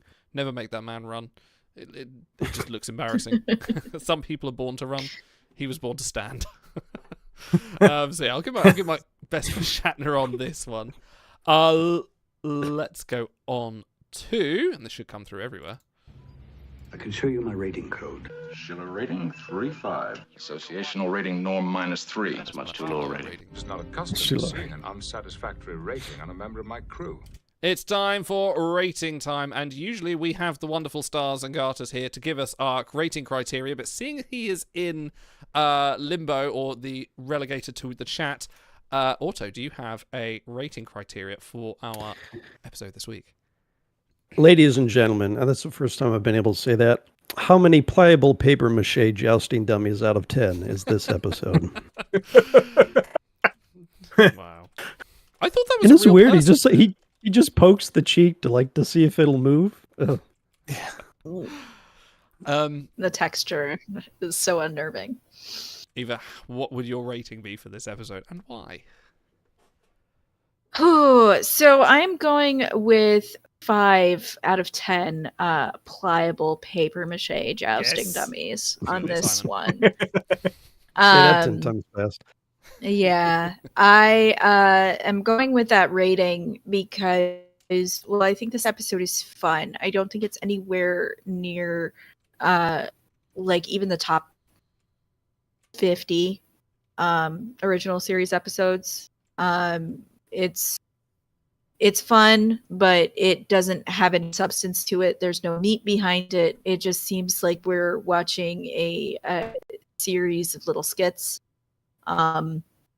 But then again, I do think we get to learn a little bit about Kirk, which is always interesting, about his time at the academy, where they sprinkle that in his relationship with this Finnegan, who I don't believe that we ever see again. But Darn. I know, he was so delightful. So I think there are some bright spots. I think the directing is good. I think there are some fun things that they do with the costuming. And there's, Sulu gets a few moments, which is rare. Hashtag justice for Uhura, as always. But I think that there was a lot more that they could do with this episode that they simply didn't, to just make it feel like there was a real story being told, instead of 45 minutes of flitting around a planet and then 5 minutes of a man in a very stylish caftan explaining everything away. This is a good caftan. Big. Bearing in mind, Big, your pre-rating was a 3.1 for 159. Where are you adjusting this to? Well, I was generous. So I'm gonna bump this down to a full 3. Pliable paper mache. I can't say it one time slow, much less 10 times fast. So what was it again? Pliable paper mache jousting dummies. Oh, yeah. Out of 10. And yeah, to Eva's point, it's like it was fun, but it wasn't fun enough. Like if it wasn't entertaining as comedy to me, because it kind of tried to have it both ways, because it was trying to imply danger but also whimsy, and it doesn't really land on either. So yeah, and then the dude coming in out of nowhere to both create a plot and resolve a plot in the last 3 minutes of the episode. It just there's nothing here. There's no there.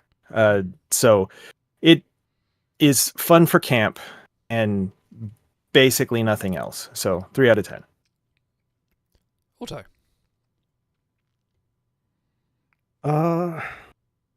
I'm kind of torn here. It is a nothing burger episode, but the ancillary stuff wasn't bad. I thought Ruth's actress did a good job. Like I said, Shatner had some good moments. I appreciated. So we rate these for Star Trek, not for TV overall. And if you watch the original series, like 90% of them happen on a ship in cramped quarters. You've seen all the sets before, so it really is like a fresh take for them to go out and do this. And I appreciated that. So, but I'm at the end of my rope with the sexual assault stuff that happens in Star Trek. Like going back and watching stuff as an adult, I'm like, wow, why did my parents let me watch like all these episodes of TNG and TOS and stuff? So, that is kind of gross. Also, there's no suspense in this episode. Like, the bad guy is a TV antenna. So, would I pre-rate this a 4? You did, yes. Yeah, I'll bump it down to 3.2, I guess. I didn't hate it, but it's like there's nothing to it. You could easily skip this. 3.2 if you're doing a watch through. There's nothing essential. I even mentioned that we got a little Kirk exposition, a very little, because they never called back to it again, and pretty much no one else got anything that carried over. So I prefer them to weave things in a little better than that. Okay. Oh, I'm sorry. 3.2 pliable paper mache jousting dummies out of 10. Fantastic. Okay. I am going to have a really rough voice. 1 second. Sorry, my very hot tea was getting to me there. I will give this. I think I pre-rated this a 5. I think I will drop it to a 4. I enjoyed myself with this episode. Like, not a lot happened. There were some questionable moments, but there was enough in there for me to go. Like, once Kirk was fighting Finnegan, and you sort of saw the smile on your face, you kind of got the idea. It's like, okay, this isn't some sort of mystery planet. There is some sort of underlying fun thing going on here for a shore leave location. But that's about all the 4 gives it. The rest of it was just like wandering around needlessly, doing nothing with various questionable actions like the assault on Yeoman Barrows, and just, it's a chilled out planet, but here's a tiger and an airplane that's going to shoot at you, and a samurai warrior who just will turn up at the ground and just decide to attack the stereotype that resembles him the closest, or at least the closest that Gene can recognize anyway. So, yeah, not the greatest episode. That would be 4 pliable papier-mâché jousting dummies out of 10 for me. And that brings us to the conclusion of that, which has earned itself an average of a 3.8. Let me just go to my list and find out other episodes that may have scored around it that we've... Oh, it just beats out Angel 1 by a point, sort of a tenth of a point. Riker chest hair, if you will. But it's beaten by Mud's Women by also a tenth of a point as well. So it's around... How did Mud's Women do better than that? I refuse to accept that. Mud's Women was a 3.9. We gave this a 3.8. They were literally trafficking women. How did we rate that higher than this? Listen to you on that episode. Someone on that episode really liked that. But it definitely beats... We need Trek Time The Next Generation, by the way, to reboot this entire show. Yeah, well, when we've gone through all 900 episodes, we can go back through them again. That's fine. We're only 50 episodes in. It's fine. We're getting there. But that brings us to the end of our review for now. If you're watching with us live, stay on stream. Stay with us. We're going to be watching The Visitor. Stay with us. Stay with us, please. If not, if you're watching this on YouTube, come back in a couple of weeks. We'll be back with The Visitor. Eva, thank you for joining us. We'll see you in a minute or a couple of weeks. We'll see you then. But for everyone else, live long, prosper, and ta-ra! And now we go on to the next episode. Does anyone need a break? I'd like to refill water. Yeah, do that. Yeah, if I could get a couple minutes. Do that. We will carry on. Trek Time 2.0 with Brody, Autos, grab some Kleenex. We're watching The Visitor. Be prepared to ball. Go on a ball. I need to get the trailer up as well. This one. There it is. Yeah, I'm glad this is going to be the treat. We need that questionable episode, especially after Andromeda last night. You know, we should start pairing the bad with the good from now on, and then put the good one second, so that we don't end the stream going like, ugh. Yeah. Stars. So young. Yes, that'll make sense to you in the future. But I have to say, like, even though Andromeda, the last one we did was objectively worse than this one, I did enjoy watching it more. Like, it was more riffable. I don't know if I did. I think I enjoyed this more. Well, than this. That's subjective. Name says $10 auto pick suggested some of today's episodes. No, that was all Eva. We could outsource that. There you go. Get donations for charity, and they can pick the episode. Yeah, that's true. That's a good point. We did start to do it with the subs. We did ask the subs, but then we didn't have enough subs. Yeah, have the subs pick. Yeah, we should do. They've earned it. That's true. They have. It's good full use to of the children. sub channel, which is left neglected now. We have outsourced all the timeline stuff to public. Right, where are we? Oh, which ones? Oh yeah, we're doing SmackDown on Wednesday. SmackDown. Stars isn't ill. He's on a plane somewhere, isn't he? So when's the last time you watched The Visitor? It's been a while. When was my last DS9 watch along? Probably about 7 years ago, something like that. I do this thing with episodes I really love where I avoid watching them. Just because then the next time it's a little more fresh to me. You know, like you experience it new again. I have a thing. I have to watch things chronologically. I can't pick just random episodes. I kind of have to. I'll start a season. Like I'll say, right, I'm going to start season 3 and I'm going to start from beginning to end. But I won't just go like, I'm just going to watch, I don't know, a random episode in the middle. I don't know. I feel like I have to do it as a full thing, but that's me. By the way, Finn, you'll get a Way the Warrior Wharf shout out in this episode discussion too. Oh, that's true, actually. Because it's sandwiched between two Wharf episodes. Nicely sandwiched. Oh, I need to adjust the titles on screen as well. There we go. Is this one also narrated by Don LaFontaine? I think it might actually be. It might very well be. So, hello everyone. Welcome back. And we are going to watch The Visitor. Would you like to see a trailer before we start this wonderful pre-roll? So this is Don LaFontaine in the flesh. Let's go. A freak accident freezes Cisco in time. No! Don't leave me! Now his son begins a lifelong obsession. You're older than I am. To save his father. We're trying to rescue you. Let go, Jake. But to bring him back to reality. They're being pulled into subspace. Could take Jake his entire life. Jake, what's happened to you? On the next Star Trek Deep Space Nine. That was surprisingly effective, actually. Yeah. I'm already verklempt. I missed it up a little bit. Do I even need to give pre-ratings? Are we not just going to go 10 round the board? I'm not giving this one a 10. You're not? I think I might be. I think I'm going to pre-rate a 10. Like, I feel like that's going to be...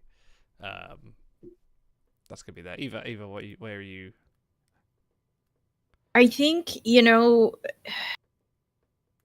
ordinarily I would say a 9.5, but I am going to go with a 10 on this one. I think this is one of those episodes where it's like, if you're going to make a list of 10 indispensable Star Trek episodes from all series to date, this is in there, and it's near the top. Big. Just to have some wiggle room to go, I'm going to start at a 9. Okay. But you're the Skip Bayless of this show. You're just trying to stir up controversy. I mean, as long as I'm not the Screaming A. Smith, it's okay. But if preposterous. Wait, how are the Mets doing? I don't know. But no idea. There are a couple things that I remember from this episode that I don't want to spoil in advance that I think are going to knock it down just a little bit for me.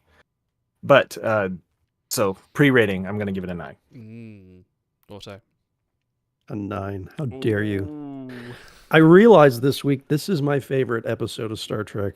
Because I've never actually sat down before and thought about which, like all line parents out there, they're all my favorites. They have unique personalities and this and that.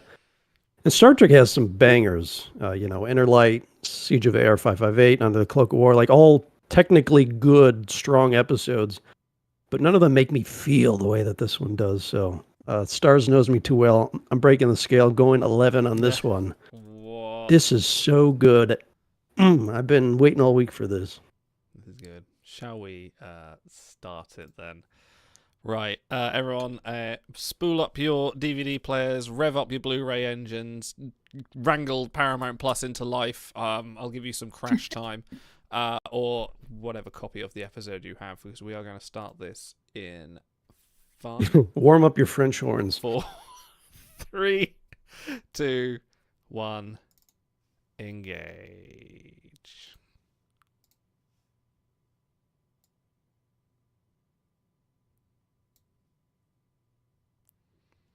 It was a dark and stormy night. Sometimes when Trek tries to do other genres, it's really cringy, but they actually nail this. And it's Tony Todd as well. It's just the details, the little details that make it feel like a lifetime. Even the music, this feels like... Dennis McCarthy. Yeah. Dude, what a great composer.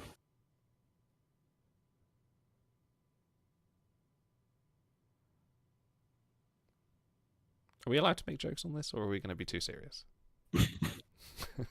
Get him in before I start bawling. Yeah. Okay. See, in that little He injects himself. You don't know what's going on, but if you watch it a second time, that adds a little poignance. Mhm. Yeah. Your Uber is here. Been waiting for a cat.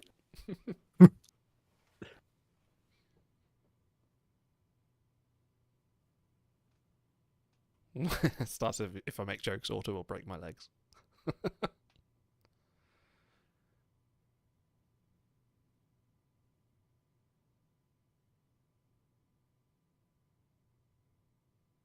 I think they had to put the hypo spray there at the start just in case like casual viewers will be like, are we watching Star Trek?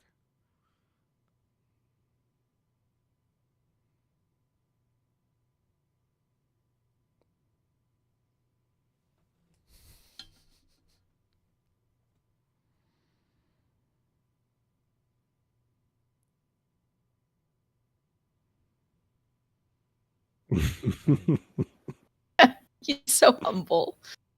Oh no, she's a crazy fan. Should never let them in. A misery situation.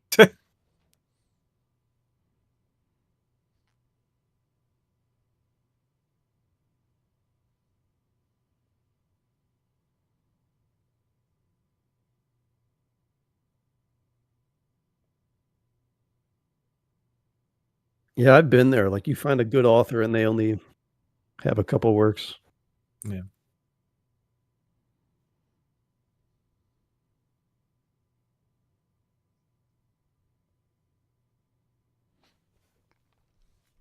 I wonder what she's doing now.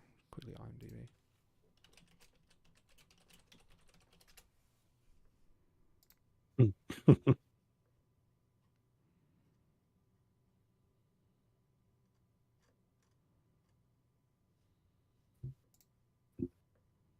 Oh, that line.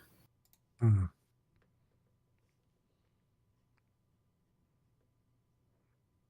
she's still acting.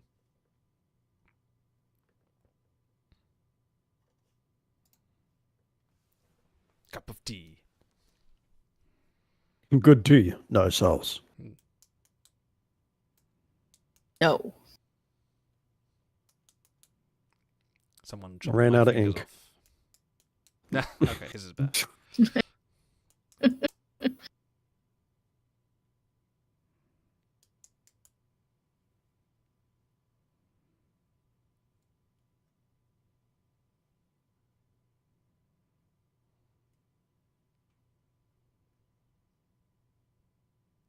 Gonna tell you. It's like 42 minutes of this episode. We've got time.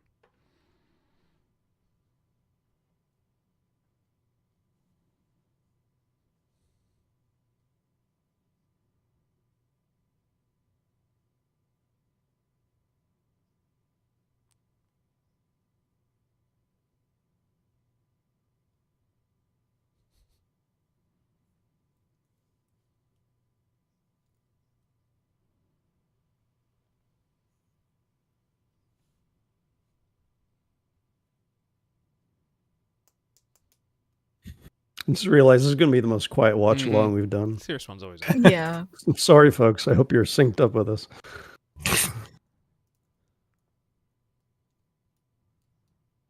Oh my god. My brain is so terrible. Uh-oh. I'm just automatically thinking of what the dub clips. Yeah. Oh.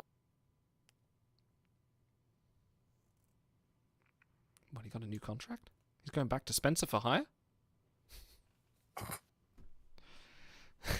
Rock. Yes. Best intro. Actually, no. Second best intro. In terms of French horns per capita, I think this tops the list. Yeah. Hi, Idol. What's your favourite intro? Oh, I'm glad you asked, because it's Voyager.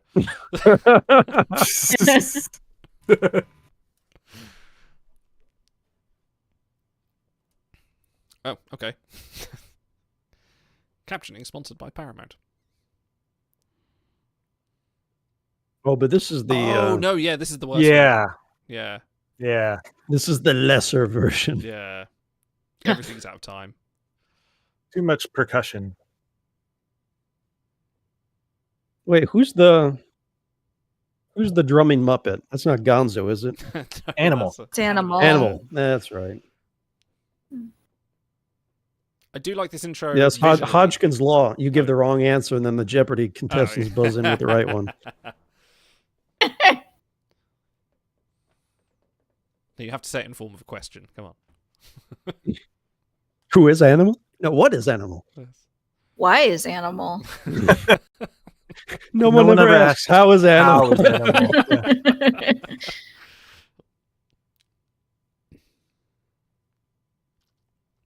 Like one of my friends auditioned for the show, and she said her bit was going to be using "why is" instead of "who is" or "what is." And she did not make it on the show. They got very tired of that very quickly. Yeah, the tallest nail gets hammered first.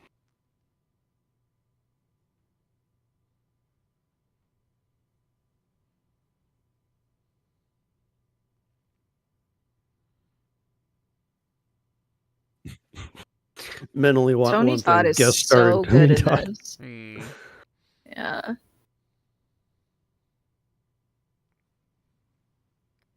You just need Jeffrey Combs in here somewhere. Then it'd be perfect. They said he hung around backstage watching Sarah Lofton to try to get some of his mannerisms and speech. And Oh, wow.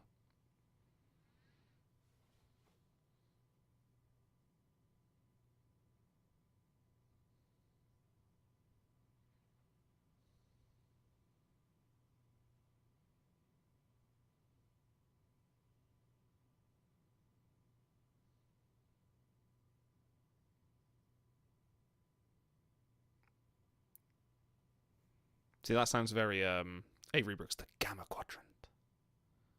Jacob.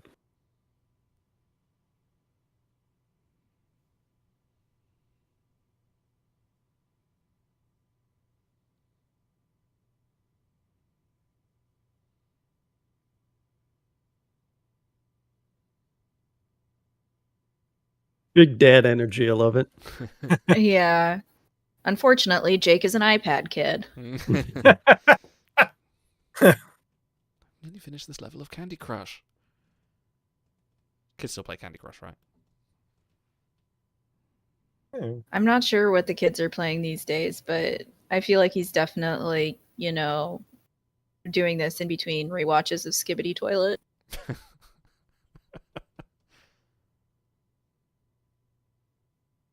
Eva, you're such a zoomer. Oh. I gotta keep up with the kids. They keep me young.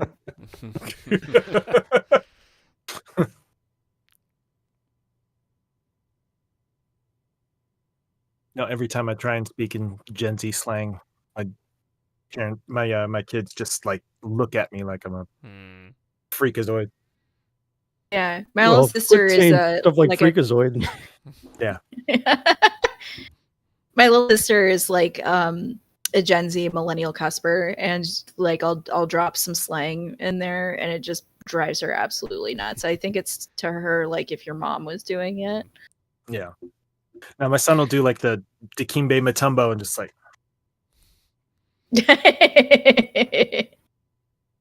no words. It's withering. As I was just thinking that. There's some good cam here though. I remember you saying the Sidney Poitier smile about Mbenga. That's what I think of.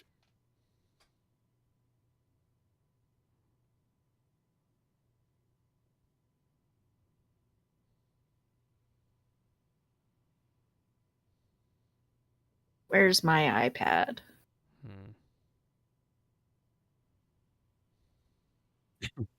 Warp core breach a lot sooner than you think. Time to be a hero. Spin the wheel.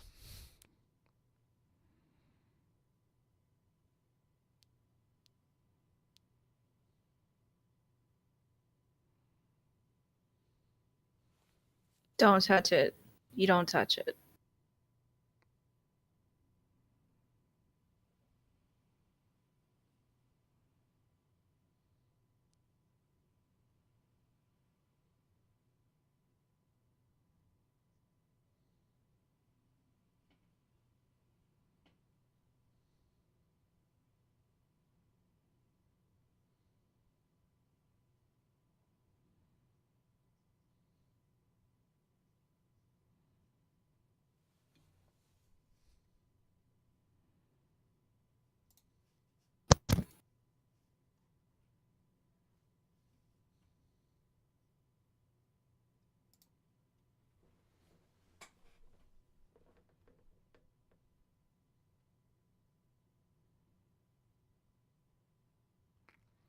First time Kira wears this uniform.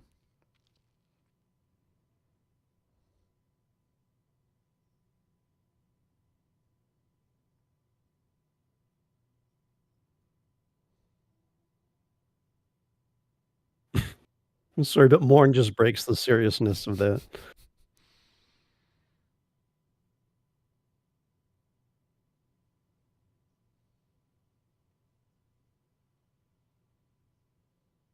I like that line.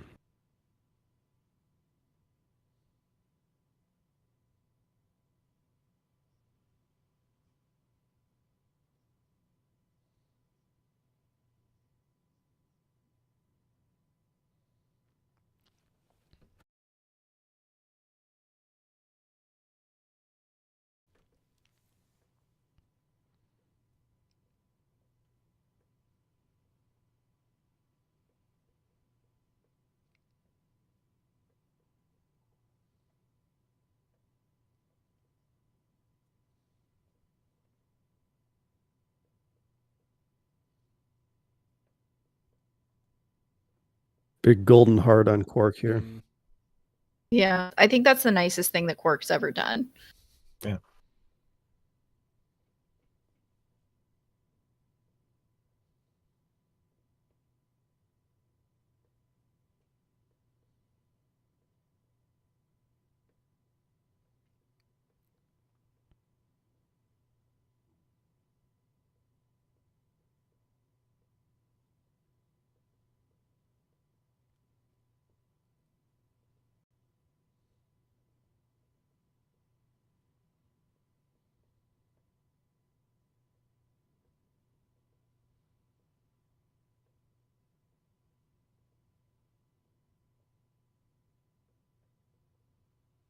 They needed Deanna Troy on this space station.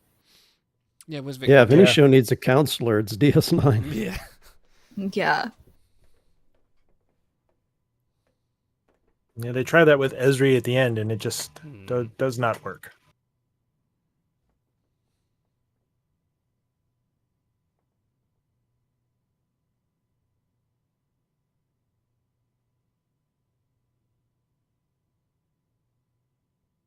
Man.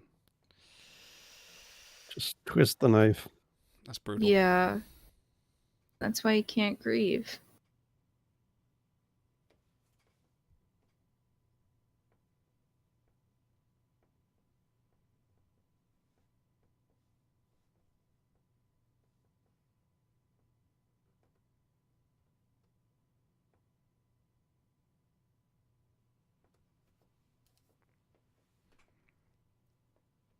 Hey, Mr. Cisco, can you do your Kern impression?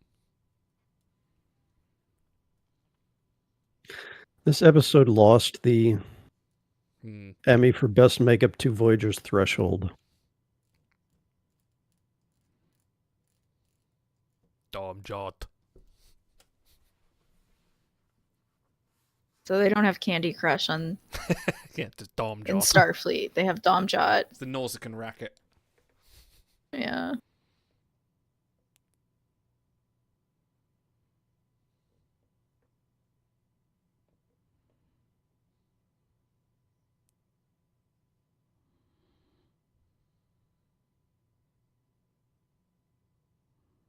Bejor.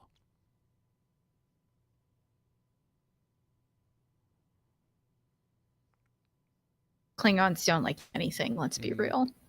Yeah. Like the French, they'll protest everything. Yes, the Klingons are just like the French. That's right.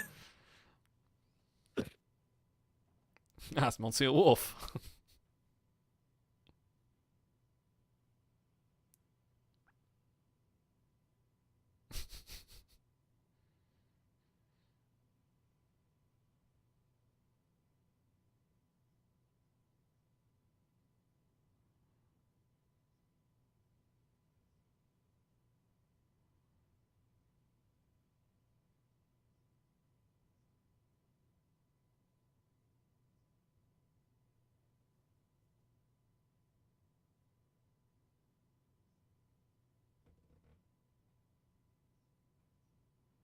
You're bringing everyone down.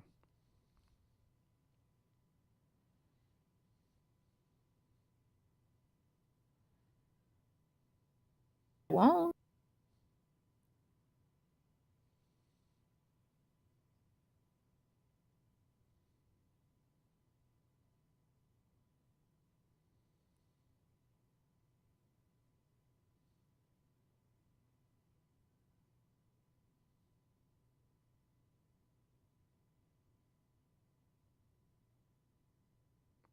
Some really nice lighting. Oh, it's a David Livingston special, so. Yeah. See, Game of Thrones could take some lessons from this, where they just light everything at night, where it's completely invisible. And here, you can tell it's dark, but there's shadows and there's light in the appropriate places. Yeah.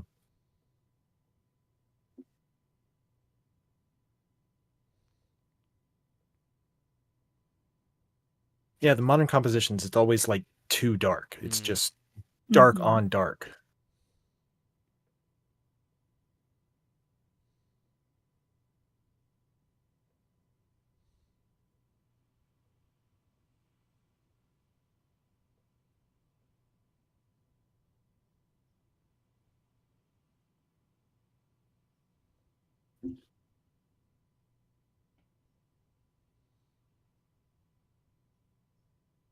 I think this is my favorite Sarah Lofton scene in the whole series.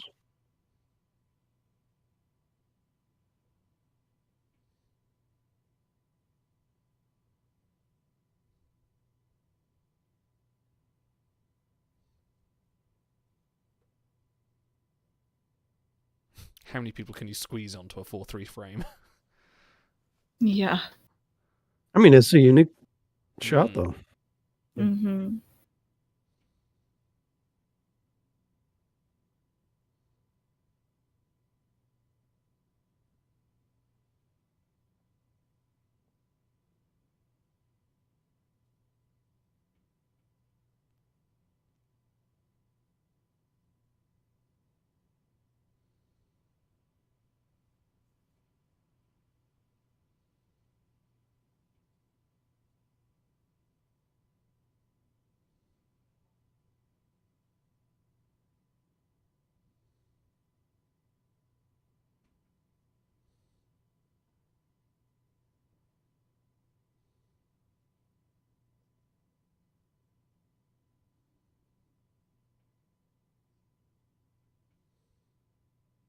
Oh.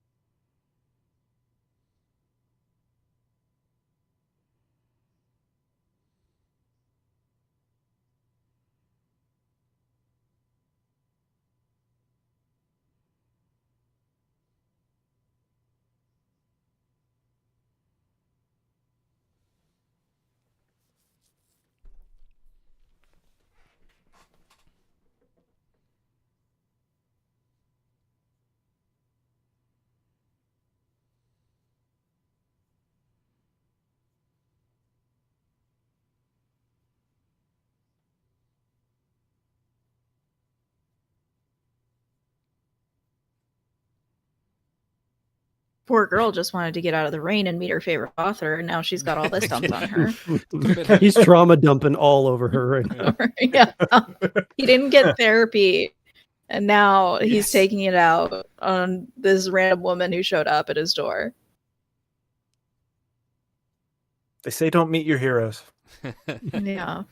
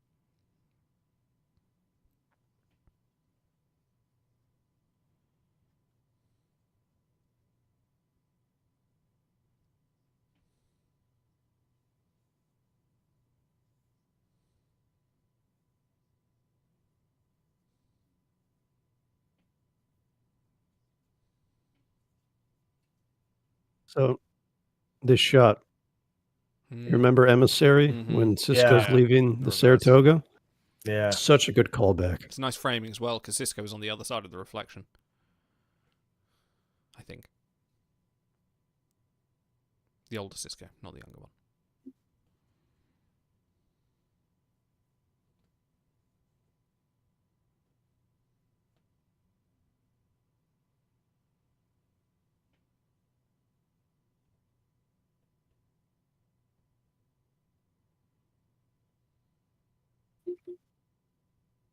Oh, the Klingon quarter.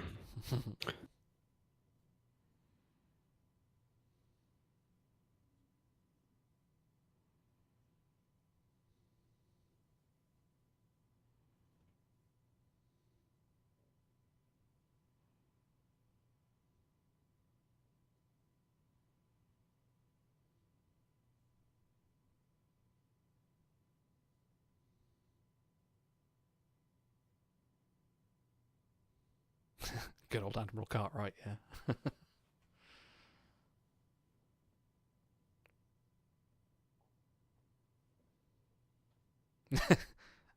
Dude, now she great. is.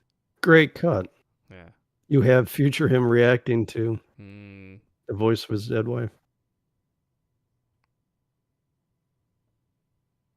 Chew my food for me.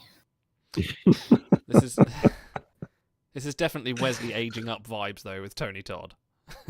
Yeah. Yeah.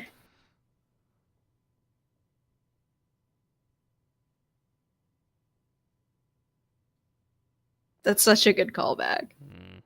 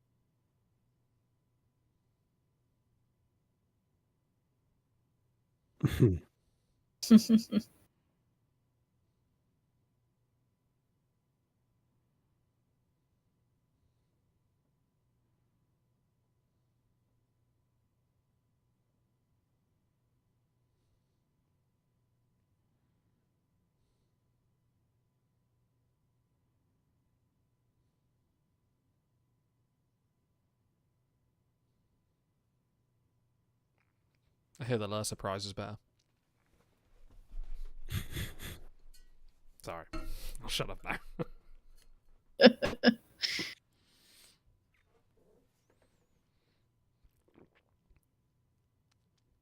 I like that that's this universe's version of a movie adaptation. Mm-hmm. Okay, we need Idol's little cut-ins, or else people are going to think their stream froze. Yeah.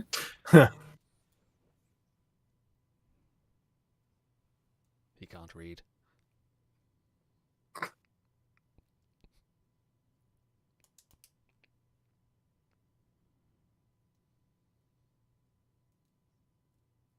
Has he got like a knife on the end of his pen? Okay, so he's writing a novel, but these pages already have writing on them, and he's like rearranging them. Kind of looks like sheet music, actually. Yeah, I was going to say that. Yeah. It looked like music score. Mm-hmm. Comes with a soundtrack for the whole novel. Yeah.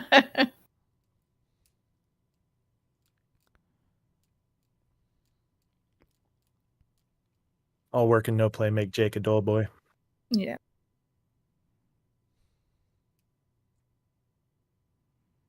Dude, imagine you're making love to your wife and your dead dad pops in, phases in the corner of the room. Yep. Jeez.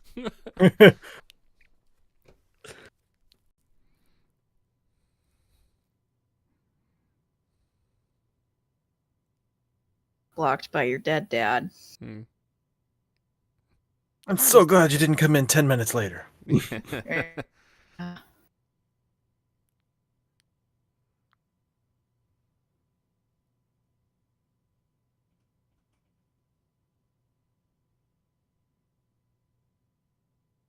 They have almost identical voices too, Tony and Avery.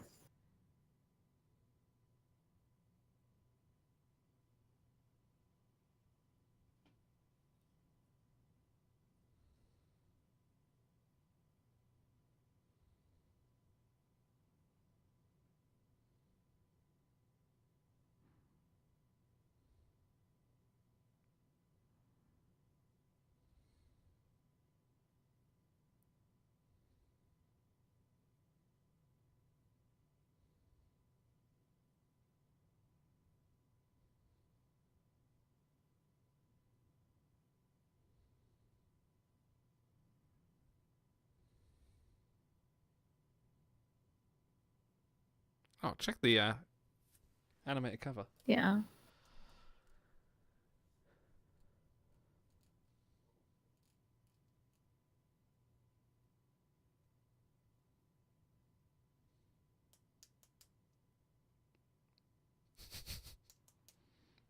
Popped into existence, has already an understanding with the wife.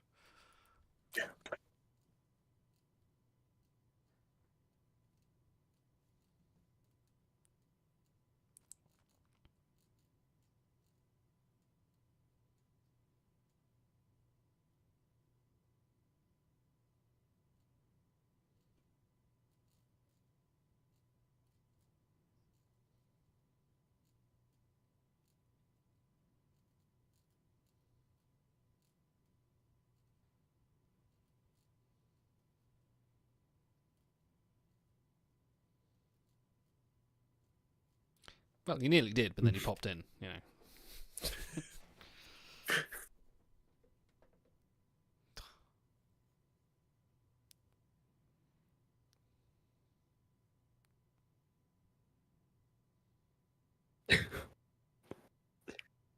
You think they can fuck? You think they can fertilize eggs with the transporter in the future? I mean, maybe. That's a great question. Only if the sperm are wearing tiny comm badges so they can lock onto them. 3 to beam in.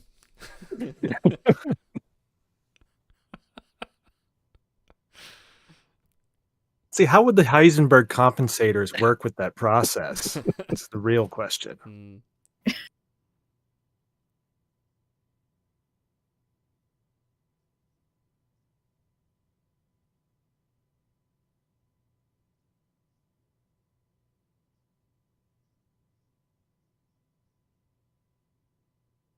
But like, it's so old to go back to school. And really, like, I feel like maybe it was different when this episode was first made. But people go back to school at Portiol all the time. Like, come on. Talking about it like, oh. Yeah.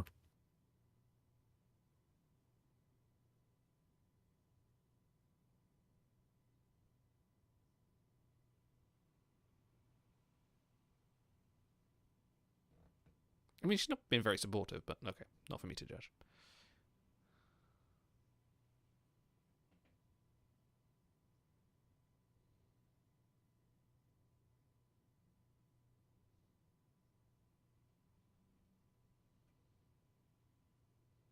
Thinking about it now, it's criminal that best-selling author Jake Sisko in Timelines didn't have any engineering. Yeah.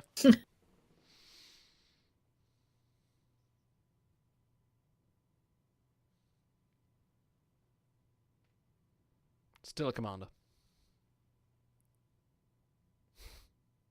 This aging makeup is doing so much work. How did this lose to Voyager? To the lizards. Salamanders. Yeah. Crime.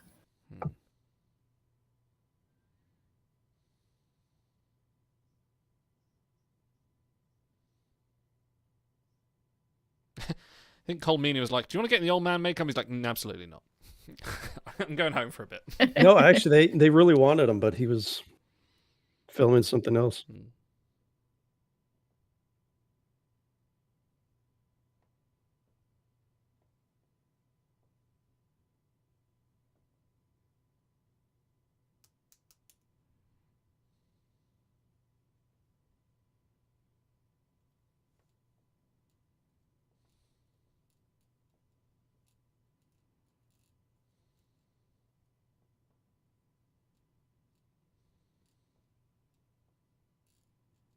I do like the uniform that they've given Nog Mm. with this giant collar on the back.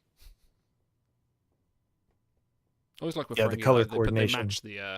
match the head curtains. Well, Mm-hmm. Nog aged so much between the time he was in his home and now. Yeah.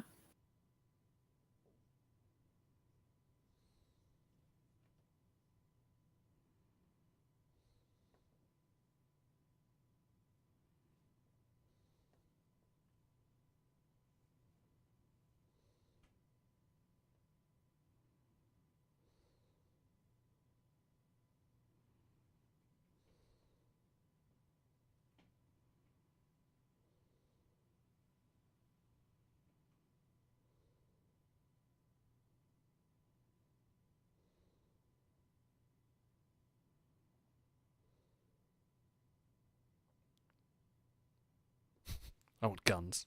Lots of guns.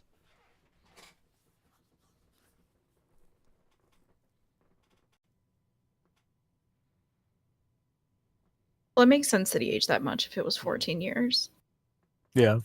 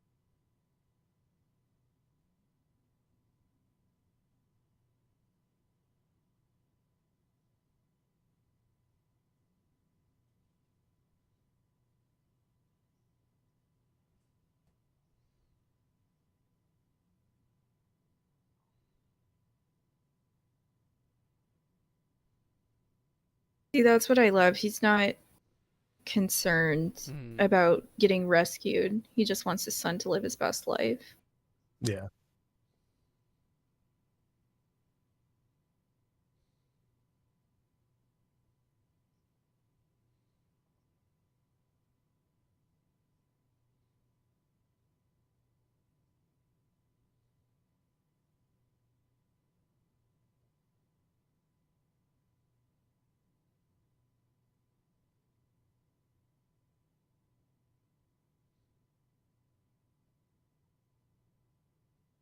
Whooshing.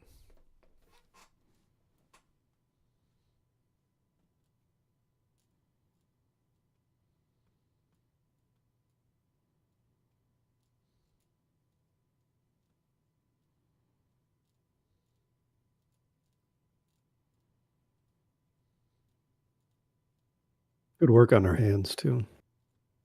And it's very good work. Them old trill hands. It's my next blues album.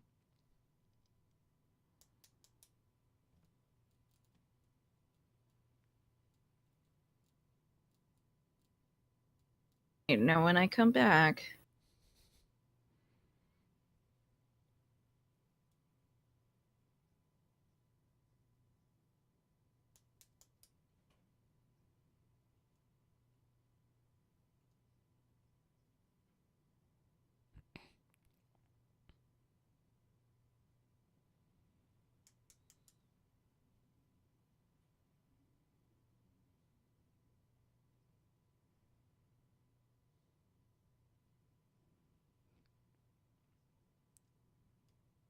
No, I want to sell them on eBay.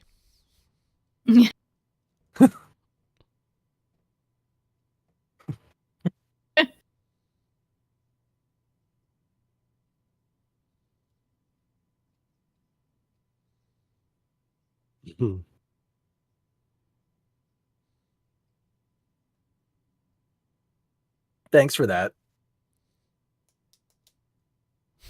Yeah.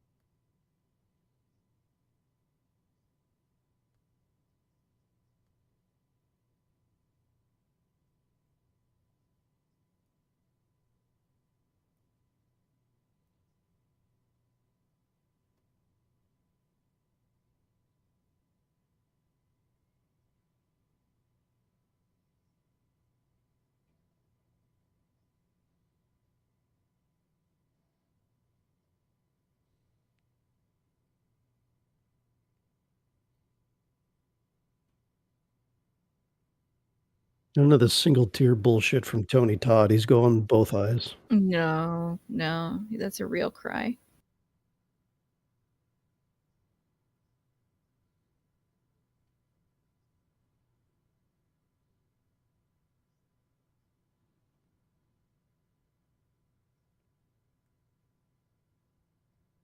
And it's now or never.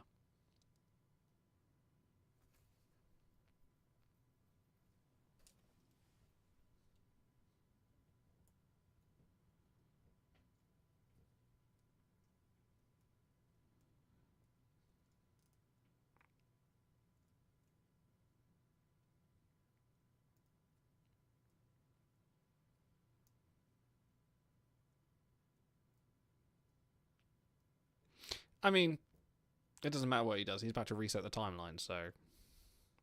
Right. Or is he? Oh, wow. We'll get into that conspiracy theory later. Okay. Excellent work, Dennis McCarthy, once Yeah. again. Didn't have to go this hard.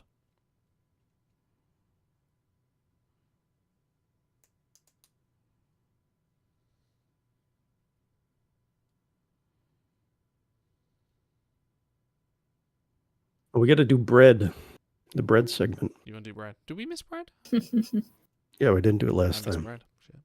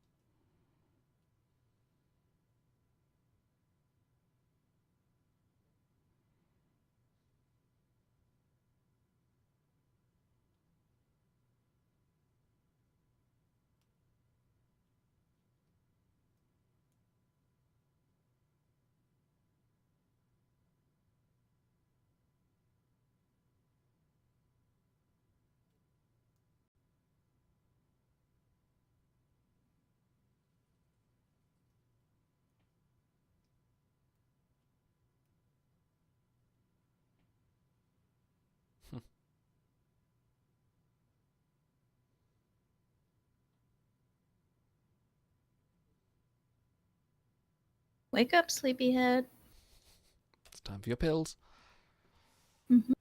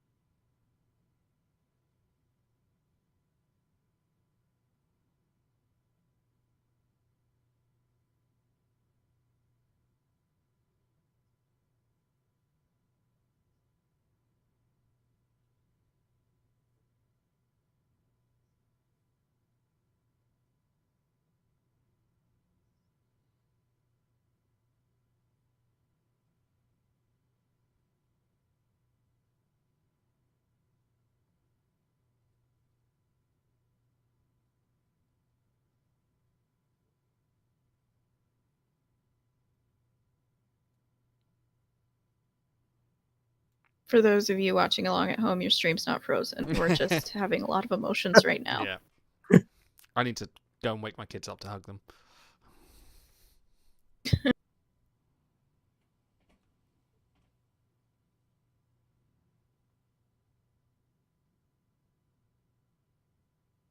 And he'll never know. Yeah.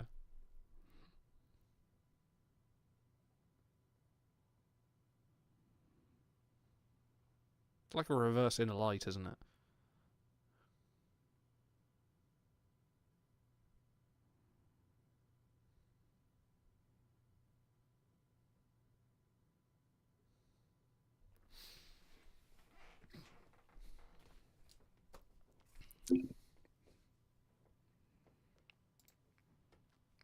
So for everyone at home, if you're watching, how many boxes of tissues have you gone through? Oh, wait for to get back. Yeah, that was brutal. Brutal. Stars cry twice. I feel bad. I think I'm gonna have to have a very somber welcome to Trek. All right, okay. Welcome to Star Trek. Our ongoing journey through the episodes. Is this after night edition? Welcome to Star Trek. No, this is after being emotionally torn from aorta to pulmonary embolism. We've just finished watching The Visitor, and yeah, that was deep. That was heartfelt. That was everything. I am joined by my fellow co-hosts, Automaton 2000 and Jared Big McLarchute, and once again joined by the wonderful Eva Thomas. How are you this episode, especially after watching that amazing episode of DS9, which has been widely regarded as one of the best? I mean, it's not just one of the best Deep Space Nine episodes. I think that has to be one of the best episodes of Star Trek, period, across every series. It's a beautiful episode. It's heart-wrenching. It's well written. It's well shot. It checks every single box that I think there is. Just an absolutely beautiful tribute to the father-son relationship, which I think is explored in other episodes of Deep Space Nine, but none quite as well as this one. Definitely. So yeah, I mean, it may be one of the best episodes of science fiction television ever made, and somehow is criminally underrated and undervalued when people talk about the best episodes of Star Trek, because people will talk about Far Beyond the Stars or In the Pale Moonlight or Best of Both Worlds or City on the Edge of Forever. And it takes a few episodes before you get down to The Visitor, and rewatching it again now, I don't understand how that could be, because it packs such a wallop just from start to finish. It wastes no time getting right into it and living there the entire episode. Absolutely. So, usual things. This was directed by the one and only David Livingston, who has done many episodes of Star Trek, over 60 in fact. And this was also written by Michael Taylor. And if you want to know the pedigree of that, with definitely some good ones in here, including In the Pale Moonlight, Blink of an Eye, which again is another time traveling episode there, and The Bride of Chaotica, a nice fun diversion from his usual style. I assert that this is the best use of time travel that Star Trek has ever done. There's something inherent to relationships, the temporal aspect, how it builds over time, and your memories and your experiences deepen the value of that relationship. Where it's like, if you want to save the universe plot, like, that doesn't need time travel to have the same amount of weight, where I feel like if you apply it to a relationship, it really adds a lot to that. I'm drowning in behind the scenes, so since you mentioned the director and writer, a couple notes on that. Yeah, so this was originally going to be directed by Odo's actor Rene Auberjonois, but the Worcestershire of actors. But he wasn't available. Cole Meany wasn't available, so they had to switch the dates, but they kept who was in that slot. So instead it was David Livingston, who's done 62 scripts. He said, quote, "The Visitor is the best piece of material I've ever been able to direct in terms of the script. It's probably the show I'm most proud of because of the impact." And he's done a lot of Star Trek. So for him to say it's the best, bar none, good for him. The writer, Michael Taylor, based the concept of a fan visiting a reclusive writer who hasn't published in years on an interview given by J.D. Salinger to a high school student who turned up at his door. I found that interesting because I thought they would go for, all right, we want to make this a Jake and Ben episode, and then thought, okay, how can we tie that into the Jake character? He's a writer, let's go with that. But it seems like they went with the writing aspect first, and then probably it would have been a natural fit to use Jake. So that surprised me that they went with concept first and then kind of backfilled who's going to star in that episode. Yeah. I mean, it is the most natural fit, and it makes sense that you would go that way. It's kind of odd inspiration just because J.D. Salinger was kind of famously a reclusive curmudgeon that wouldn't talk to anyone about anything. So I guess, grafting Jake's personality, or what his perception of Jake's personality on that, made for a much more heartfelt and tragic character. So it just goes to show that inspiration is not the only thing that matters in crafting a story and a piece of art. It's just where it starts. It's what you do with it that matters. And boy, they did a ton with this. Absolutely. And you're talking about the best use of time travel, and I think one of the ways that it does that and separates itself is like it doesn't feel like a time travel episode. It's from the perspective of the person that's being jumped around, not the person doing the jumping. So it's almost like you get to feel going forward in time organically instead of it feeling like jumps and gaps. So it just felt much more organic, much in the same way that, something like The Inner Light is, to where that also feels kind of time travel-y, but it's really not in its execution. It's an interesting one too, this and The Inner Light, really, because they're kind of the reverse of each other's stories, really. Whereas it's Picard, trapped in a different reality, and we're seeing his life go forward. This is Jake's outside of the trapped reality where Cisco is. They're sort of almost like told from different perspectives. If The Inner Light was told from the perspective of maybe Riker or Crusher, Beverly Crusher, for instance, you're seeing that story told and then having him come back, or maybe periodical visits into the life that he's leading. It's very similar, but it's you're right when you say this is time travel done very differently and very inventively. And there are not many, Star Trek does time travel all the time. It is a staple, but these are when they use it for very inspiring ways. And I think, and I mentioned in the chat just now, All Good Things is another one where I really like the idea of time travel and that to show perspectives, although that one's over different realities and different times, through Picard's viewpoint in a similar-esque kind of way. It's definitely a really good sort of storytelling hook.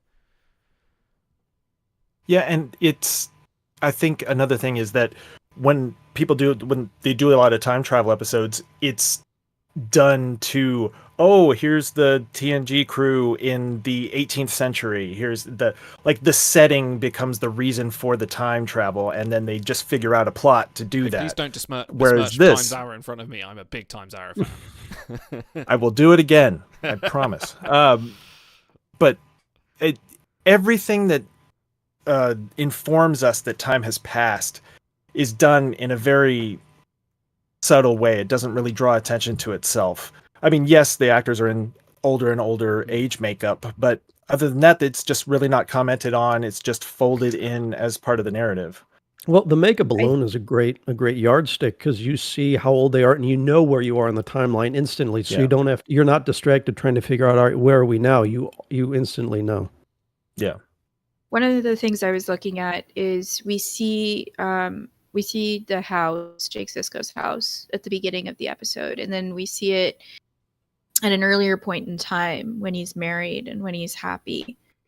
And if you look at some of the subtle ways that the decoration has changed and the way it seems to be taken care of, and then you look at it at the temporal point, later in time in the episode, and it's clear he's paid less attention to it. He's letting his settings decay around him because he's so focused on his grief and trying to bring his father back. Well, that's one of the big differences between Inner Light. Picard initially resists, but then eventually he becomes accustomed to it, and he starts participating in the community and has children and all that. And this is not that. Jake kind of, unintentionally digs in his heels. And Eva, you said something great during the watch along where, Ben, all Ben cares about is his son being happy. And all Jake cares about is getting his father back. And they care more about each other than they do about themselves. And I like the storytelling where his divorce is an afterthought. Him giving up his writing is an afterthought. He's so obsessed on getting his father back that a lot of the exposition just happens verbally telling you what happened. But all the stuff on screen is about him trying to get his father back because that obsession has consumed him. Let's talk about Tony Todd in this episode because he's the real star here, playing Jake. So originally, they're all stars in this one. Oh, yeah, true. Originally, he wasn't going to be in the role. They were going to try and put age makeup on Kira Lofton, but it's too difficult to make someone that's 20 at this time, 1920 or late teens, turn him to 70. It was too challenging, so they cast Tony Todd. And I think you remarked in the episode, Otto, that it was just like, my God, he sounds exactly like Avery Brooks. Brooks. Yeah. They definitely could, father and son. And during production, Tony Todd was studying Cyril Lofton's, his movements, his acting ability to try and reproduce. Another thing as well about Tony Todd, which adds so much weight to this episode, which points to so much of his performance, is like he revealed that, as he was filming the episode, he was mourning his aunt who had raised him like a mother, like a child, and had died 3 months ago. And this is sort of like coming straight in. He said, and quote from him, he says, "The script got me out of my shell. It was like she was whispering me to go back to work. And doing this was as close to heaven as I can imagine." So you can feel like when he's doing those scenes about losing his father, and especially as the older Jake, you feel it a lot in there. Yeah, I had the longer quote from him, so I'll just throw in a couple of things. He did say, "The Visitor changed my life, not just in terms of the convention appearances, but the internet was exploding. I remember sitting for hours just basking in the glow of the love that was being written about that single episode." So, yeah. Yeah, he was great in this. We're so used to seeing Tony Todd as the Klingon Kern, or in what's this other? No, he plays a Hirogen as well. He was a Hirogen at one point, but mostly Kern, and seeing his this rough, or even the Candyman, which is his most famous role. Seeing him being sort of like this very vulnerable, emotional person is definitely I suppose great for an actor if you're typecast as like, oh, you're going to play the gruff alien, to go like, actually come and play this child who's lost his dad and has to age and is obsessed with getting him back. Like that's got to be a huge turn. It's really, I think he knocked out of the park on this. Did he get a guest appearance Emmy nomination for this episode? No, because he should have. He should have. He didn't. Yes. I don't believe so. This episode. I think those are. Go on. Well, I just think those are fairly hard to come by in this sci-fi television. Was nominated for an Emmy. Sci-fi always gets nominations for technical effects and makeup, but very rarely for acting, which is, fuck the Emmys, but. Yeah, this was nominated for an Emmy for Outstanding Makeup for a Series. Who wants to tell me what episode beat it? Threshold. Threshold beat it for the Salamanders, which is and the fine horror for makeup. Makeup for Paris and bleh. Okay, fine. Which is wild to me that DS, because I was there watching these series side by side on whatever channels, and it still blows my mind that you could watch The Visitor and then go and watch Threshold and have that whiplash. Because DS9, did its fair share of hard-hitting episodes. As long as we're talking about acting, let's give flowers to Cyril Lofton. I think this is his best episode, and I called out while we were watching that scene with him in sickbay and his dad. he's smiling. He finally gets his dad back, and his dad asks him, "How are you?" And he can't hold it together. He can't lie. He knows his dad will see through it, and he just loses it. And I'm like, "Oh my God, buddy, you're done." And child actors, it's hard for them to emote believably, and I guess you could say as a young man by now, but especially if you have the history of DS9, him being like a troublemaker, running around with Nog, being a prankster. But he's a kid at the end of the day who misses his dad, and I think he slipped into that role of vulnerability so well in this. A quote from him in an interview just a couple years ago, he said, "All these years later, you know what's going to happen. You know what it's about. I've read the script. It's been 25 years, but yet I'm still dripping tears watching this episode. I can't make myself not feel these emotions. You feel the loss, the emptiness, you feel the regret, you feel all the emotions. And then you reflect on your own life and the people that you love and what it means to have them in your life or to lose them." So I'm glad we're not the only ones who cried this episode. Well, and as great as Tony Todd is in this, I don't think the episode works unless Sirach Lofton rises to the occasion and the challenge of being the connective tissue to get to Tony Todd's version of the character. And it all reads as the same character. And the same character, two different actors, that is also a very difficult challenge to pull off believably. And especially one with Tony Todd that we've seen be other characters in Star Trek, to where he's a recognizable face, but he completely slips into that role. And so the two of them working together to create this entire performance is what makes this compelling, because Ben Sisko is the character that is the driving thing of the plot, but it is Jake's story. So if Jake doesn't work from the beginning to the end, then the story doesn't work. And it absolutely works like gangbusters the whole way. It's a triumvirate. Like, you only see two of the three on screen at one time, but they all, I think, have an equal role in that. To conclude the quotes for this episode, one from Avery Brooks as well as the third party here. "All I'm interested in is telling the truth. It's so simple in another way because I loved Sirach Lofton then and I love him now. Most of what you witnessed in the exchange between us, and indeed Tony Todd is in the assistance, most of what you saw was real." And it felt real.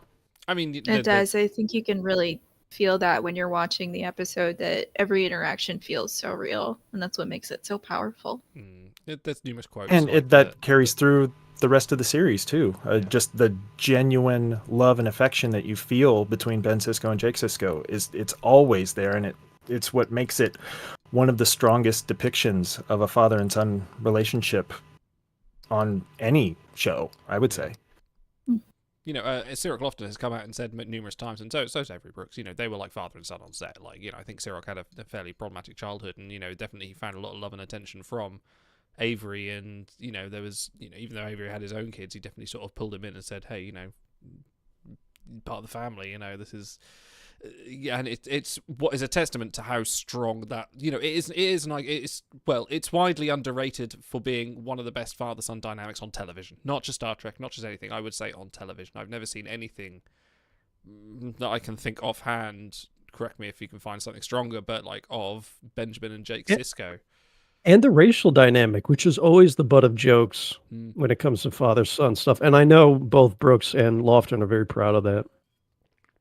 There was something that I was going to touch on, is I think the black father-son relationship is something that's very rarely depicted on television, and to see it depicted so well and so positively is just so great. Just one of the most wonderful contributions that the show could have. And pioneering. This is what, 1998? 99? No, yeah, 98. Somewhere right in about there, isn't it? Yeah. No, it might even be earlier than that, actually. What was it? 93 DS9 started. So yeah, 97, 98. Like, this is... You don't see stuff like this on television. You don't, especially being that this groundbreaking. And it wasn't lauded at the time. DS9 was the black sheep of the series, and it's not until much later that people were going back to it and kind of going like, "Oh wow, actually, this is pioneering stuff, not just for storytelling, not just for serialization, but just because of the relationships that are depicted on the show." And it's pioneered from Avery Brooks putting his foot down, because he had a lot of swing on the show. He was very much the big man on the set, because He's on Spencer for hire. You know, he was he was good for that. So yeah, no, definitely definitely good for that. Got a quiz for you too because I think Auto knows the answer. Rachel, who played Melanie, the young girl that came to Jake Sisko's house, was the daughter of another Star Trek actor. Do you know who? And I've deliberately left out her surname because otherwise it'd make it too obvious. Yeah. I'll give you a clue. They are a DS9 actor. DS9 actor. Okay. Yes. Is it Renee's daughter? It's not Renee's daughter. I think you know the answer to this, don't you, Auto? Yeah, it's the one thing I left out because I feel like I thought everybody knew this one. Oh. I don't know it. No. I don't know this one. No. It is Garrick's daughter, Andrew Robinson. Oh, yeah, she's Rachel Robinson. Wow. Yes, her sister Rain Robinson Holy cow. turn up. Love Garrick. Yes. Yes, well, Garrick made this episode any better? No, I think it's probably best he stayed out of it. There might have been. No, I don't think Garrick should have been in this one as much as I adore his character. She was stretching. Yeah, it. because the one thing that I mean, what really makes this episode what it is, on top of anything else, is like it is 100% earnest. It's like there's no cynicism, there's no sarcasm. It's very, very earnest, and I think Garrick would have been. It's also very out of place. Typecast. Like there aren't, aside from Jake Nog, and Ben Sisko. Like, okay, there's a brief appearance from Dax and Bashir, but there's very much put in the background. It's like, okay, we're contracted to be on the episode and by. Same with Worf as well, like very, very quickly in and out. Although I will say the one scene between Kira and Jake was very heartfelt, where they're standing very nicely lit at the sort of the porthole there, having a very sort of tender moment. Yeah, and then they mirror that as the very last shot in the finale of DS9 too. Yeah. This is like when we're watching Shore Leave, I want to watch that with other people so that I can make jokes and riff and make it eminently more watchable. And an episode like this is probably the first one in all the ones we've done. I'm like, I want to watch this alone. I want to lock the doors, and pull the drapes, and I want to just like experience it fully without feeling like I'm on for someone. So. It does draw you in. I want to be able to pause it so I can cry if I need to, and then go back to watching it with clear eyes. Yeah. All right, Let me feel my feelings. I want to talk about the music for this. Dennis McCarthy, so good. Although I feel like this score is just like a series of chord resolutions in a trench coat because they do hold a lot of those for a long time. And if we did episode titles, that would probably be it right there. I am so stealing that phrase. There's just a load of chord resolutions in the trench coat. So this they use McCarthy's soundtrack in one other Trek episode. Can anyone guess what it is? Oh gosh, I didn't even know this one. Huh. It is. Did we get a series? It's in DS9. Way of the Warrior? No, it would be after this, wouldn't it? No. Okay. So Far Beyond the Stars? No, but that's a good guess. Think emotional, because that's what the track was. In the Pale Moonlight? No. That's more angry emotional. All right, I'll put you out of your misery. It's in the finale. Okay. What you leave behind, and it's in a particular scene after Ben Sisko gets raptured up to the Celestial Temple, and then Cassidy joins him, and she says, "This is scaring me. Let's go home." And he says, "I can't, not now. It's difficult to explain. It's not linear, my life and my destiny." And if you remember Jake's dedication in the book, he has his dad read, "It's to my father who's coming home." That's such a great parallel because he wants to come home. He can't come home. He knows that. And so for them to use this music again one other time, it's, to me, a very intentional nod there. And then I called out when we were watching that shot of Jake leaving DS9, and he's looking through the window, and DS9 is getting smaller. That's a callback to Emissary, where Ben Sisko's leaving the Saratoga. They do that exact same shot. So they're kind of reaching from the beginning to the end here, and it being, a story out of time makes a lot of sense. I feel like they put a lot of thought and care into those particular, breadcrumbs throughout the series. I really like that. Yeah, so they clearly had the Visitor top of mind when they were doing the finale. Right. As one of their referential touch points. Yeah. Speaking of leaving breadcrumbs, it is time to go over to... Bread. That's right, it's time for our bread section, which is... Oh, also, for Eva's sake, can you explain bread? Babel is the name of the DS9 episode where they're aphasic and they start saying random things and Cisco goes, bread, and it doesn't mean anything. But we're also that's all we could talk about afterwards. So the bread of the episode is what sticks in your mind long after watching. When you think about the episode, what do you think about first? Even if it's some tiny little weird thing like Cisco going, bread. Go on, Eva, what was your moment? I think the moment for me is... See, this is a hard one to do because there are a lot of moments in this episode that stick in your head, but honestly, it has to be that little headpiece that Nog has on his Starfleet uniform. Wow. That covers up the back of his head and then looks like a weird collar, or is it attached to his head? I don't know, but it's definitely specific for Ferengi, obviously, and it just lingered in my brain. What is that for? That's my bread. What do you think is under there?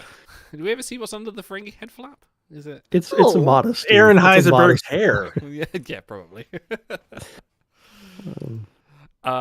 Okay, Big, give us your bread for the episode. Well, I have to be a lot more serious. Is that, and Otto brought it up on the watch, is that at the very beginning, seeing that Jake is setting his plan in motion right there, it's kind of an M. Night Shyamalan kind of thing where it's hiding in plain sight, but you don't know the significance of it until you watch it again the second time. That absolutely sticks old with man me. taking his medication, essentially. Yeah, it's for my sciatica, whatever. But yeah, it's much more serious than that. Auto. Bread. Yeah, you gotta say bread. My bread is not even from the episode. It is the feeling of impending sadness when I most of this episode is extremely watchable, but that scene, and you know which one it is, at the end with him and his dad, I know it's coming, and there's so few things on TV that I want to turn off and pause and be like, no, that makes me uncomfortable, and this is one of them. I know it's coming, and I enjoy it. While I'm watching, I enjoy sobbing and having the emotion pulled out of me and stuff like that. But this is just so real and personal and uncomfortable, and I know it's coming, and so that feeling in the back of my head is, I told you before we started, there's certain, when I really like something, I don't want to watch it, because if you watch it too much, it becomes kind of watered down, and you get used to it. I don't want to get used to really good episodes like this, so that's my bread. Idol, what's yours? I think mine is definitely the moment when Ben Sisko comes back to time and Jake's like, I brought you back, and he's like, where are your grandkids? What about your writing? What about your and you realise that, yeah, Jake has given up his entire life. And I think that's the saddest moment in the episode for me. Not necessarily the death. The death is the cure at the end. It's emotional, it's sad, but that feels like it's progress. This was the more the thing that makes me sad is watching someone give up on their life for something. Yeah. And I felt Ben Sisko's sadness there, and I kind of feel a little bit, everyone reflects on their own lives at that point and goes, oh God, what have I done with my life? Have I given up all these amazing things that I could have done for one thing? So that's, on a very serious note, that is my bread of just watching Jake's missed opportunities of this literally legendary writer at the end. And also as he's recounting it to Melanie as well, and she realises that, oh wow, he could have been writing so much more, because she even recounts at the end, all I can find is one book and a collection of novels, and her realising that he's given it all up for his dad is is very tragic, very tragic. How about we go on to... The best advice I can give you is to just be yourself. You're the worst thing that ever happened to Zek. You're the worst thing that ever happened to me. Actually, that's the second best piece of advice. In fact, you're the worst thing that ever happened to the entire Ferengi Alliance. No. Just stop saying that. What is your best and worst moments from the episode? Also, you made that. You only have yourself to blame. Best Yeah, and I did. worst moments. Eva, let's start with you. Is there a worst moment in this Wow. episode? Legally, the contract you've signed, you have to say something. I know. Track Time LLC. I think the worst moment is probably at the beginning of the episode where Jake is so transfixed by his little iPad that he's writing his little stories on in the beginning and he's not spending any time with his dad. And little does he know that just because it's so heart-wrenching to know that on a second watch, that this is the last real, moment that he's going to get with his dad before the electric shock. The best moment of this episode is the very last scene where Ben Sisko is brought back and he quite clearly remembers everything. And Jake knows nothing about what this alternate universe version of himself did and how much he sacrificed to bring his dad back. And that's something like the weight of that scene in that little 30-second part of the episode is the best part because there's so much feeling there and so much emotion. And it's just compressed into that little moment. So that's my best and my worst. Fantastic. Big. Let's go for your best and your worst. Okay. So I think because there's tons of things you could pick from for a best in this episode. Your worst, yeah. Take two. There's so many. Well, I'll take something that's I think a little more under the radar. And what I really appreciate is all of the ways that the rest of the Deep Space Nine crew step up once Sisko is gone. So, there's Dax carrying after him, and Kira talking to him, and then maybe the best one is that when Nog comes up to Jake and says, "Hey, we got 30 minutes of holosuite," and then Quark says, "No, you got work to do," and then he realizes that Jake needs Nog much more than he needs Nog, and he lets him go. That's touching in a way that wouldn't resonate if it came from basically any other character, but from Quark it means everything. And so I have a conditional worst moment because I fully admit that maybe I just didn't grok what they were going for, and so if you can explain it to me, then I'll drop it and I'll have a backup. But do they explain how Jake knows that that Ben's about to come back at the end? I think they did explain because they said they could track the appearances. At some point they said Dax had worked out like every time he was due to appear, so they could figure it out. And I think it was only like 2 other times. Like the first time he comes back after they discover that's when they try and save him, and then the time after that is when he's the old man. So they could track it. Actually, I really appreciated, it's Star Trek. You got to get your techno-babble in. I appreciated that they switched to layman's at the end when he's talking to Melanie, and he talks about the bungee cord. We don't need techno-babble in that moment. We want everyone to understand what's about to happen. So yeah. So I mean, that is not totally clear to me. So it felt a little coincidental that he just happened to, take the poison pill right then, and Ben shows up right after that. So my Crash episode, by the way. yeah. Can't believe they left that in.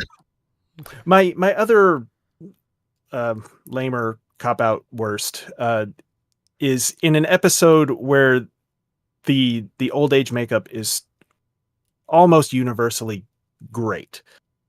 The old age makeup on the oldest Jake Sisko is just a little bit below the standard of everything else, and it has to do the most work because it has to be they are this close to Tony Todd's face for probably a third of the episode in that makeup, so you get a lot of time to really inspect it, but I don't think it holds up quite as well as some of the others. So in an episode where you really have to pick nits to to find flaws, I think that's about the best I can do. Auto, best and worst. All right, I'll shout out Star's best moment of Ben saying, "My sweet boy." There's like a half dozen emotional climaxes that would be like the height of any other episode. So pick any of those. But I'll go with Dennis McCarthy again. I've been listening to that soundtrack most of the morning on repeat. So it's very good. McCarthy, I know Paul Balargian is another great DS9. He did like Siege of AR 558 and some of the more heavy later season episodes. It's so good, and it's very distinctive. Like some of the TNG or a TNG era, Berman era music can be kind of interchangeable, but the DS9 aesthetic I feel is pretty recognizable. So great work by him. Worst moment, where he's talking to Tony Todd's talking to Melanie. He says, "You see, I'm dying," and then commercial break, and he comes back. He goes, "Just kidding. I'm old and dramatic. I'm not, actually dying." And I'm like, I know you have to bring people back after the commercial break, but it felt very, 90s TV where I'm like, oh, okay, they have to pay the bills, and it brought me out of the moment just for a second. So I can't imagine watching this with adverts. Like that would be such a weird whiplash to something like, and now we're going to trial Ozempic. You can get it to your doctor today. I'm dying. See, I did watch this with adverts recently. Oh, wow. And it was a weird experience. Yeah. Yeah. Because like I think I said this previously, as I watched it as like a rerun on this cable channel that replays old Trek episodes. And it's definitely a different experience watching it on television with advertisements at regular breaks versus watching it front to back.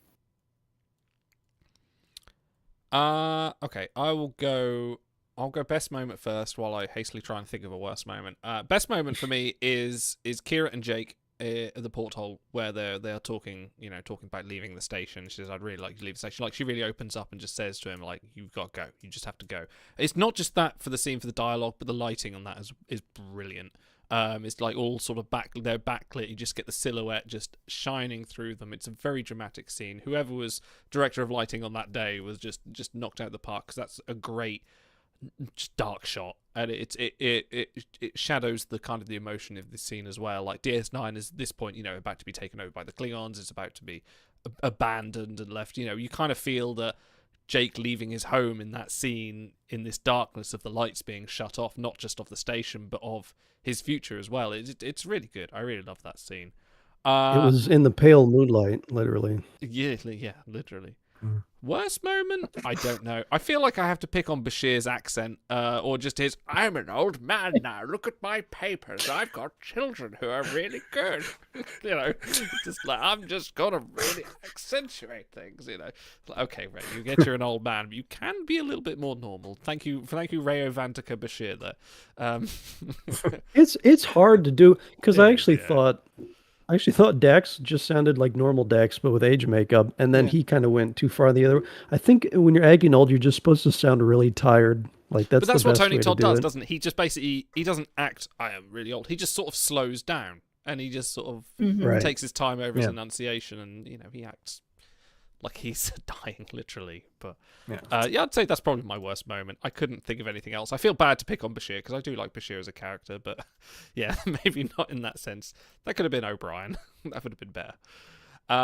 Okay, let's go on to... I can show you my rating code. Schiller rating 3.5. Associational rating norm -3. That's much too low a rating. I was not accustomed to seeing an unsatisfactory rating on a member of my crew. Let's go with rating criteria. And Otto, do you have something for us? Oh, I didn't even think about Oh, it. no. Oh, in which case, I'll open up to the No. room. Who has got a good Well, hold on, rating? Stars, you're in chat, That's so true. you got to let us know. Well, while we're talking about it. How many... If he didn't have one chambered already, I would be That's shocked. True, that's true. Yeah, Stars usually. Eva, do you have any ideas for a rating criteria? I suppose it's Baseballs. The temporal soul punches out of 10. Oh, yes. How many hearts ripped out? How many Kalimar hearts ripped out by Benjamin Sisko out of 10? Yeah, Estelle's just gone with how many emotional devastations out of 10. Is that one? How many? How many Ferengi heads? How many well-coordinated Ferengi headscarves out of 10? Sure. Okay. Sure, why not? How many? I've got to remember what I just said now. Color Coordinated Ferengi headscarves. Okay. How many blinding white purgatory rooms out of 10? That was a good trope that they used in this one. Yeah, we can use that for so many episodes. Eva, what are you going for?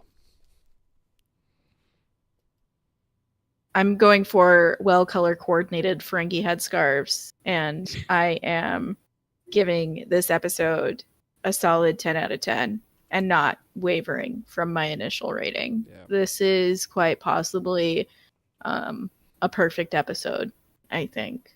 I think it's the closest thing that Star Trek has gotten that I've seen in recent memory. It's a beautiful standalone story. The acting is incredible. The directing is incredible. The writing is so emotional. And I really think that this is a timeless story. And literally, and it should be more well appreciated. So yes, 10 out of 10. Amazing. Big controversy. No. Yeah, so I'm going to give it a -3. No, so where's my garrote? Come here, Big. No, it's a 10 out of 10. I don't like the contrivance of going over the top of the scale, but I know you don't. Yeah, so this is not, and I mean this as a genuine compliment, this is not a Star Trek story. This is just a classic science fiction story that anyone could tell, and luckily they were the ones that told it to us because it's executed flawlessly.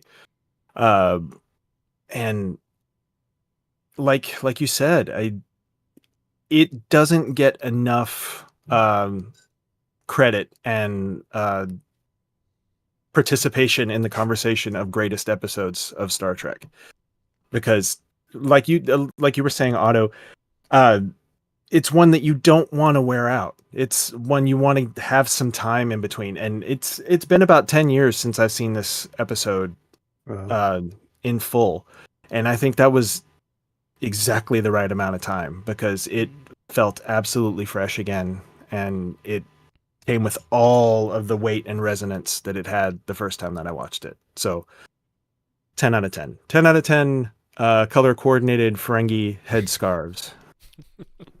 Out of 10. Order. Yeah, it's an 11. And I don't like breaking the scale either. But I can after giving it some thought, I can definitively say it's my favorite episode. So the bones of the script are so good. Like the basic elements, I think, are pretty modular. You could do this story with Odo and Kira, maybe Miles and Julian even. I mean, you have to tweak a little bit of the elements. You could do it with Booker and Burnham, like across series. It's not specific to DS9. And the fact that not only did they not go with Save the Universe plot with their time travel, they did a simple relationship story. They also they went Storge instead of Eros. You know, it doesn't have to be a romance for it to be as powerful a relationship as it needs to be for the story. So this is worth like 1,000 time travel episodes to me. It's really great. I had a quote from, I read a review on this week, Brad Harris at moviebearspodcast.com. He said, "You'd think at this point the emotional well this episode goes to would be spent, but for me, it's only deepened over time." That's true, man. Like, there's episodes that get you every time.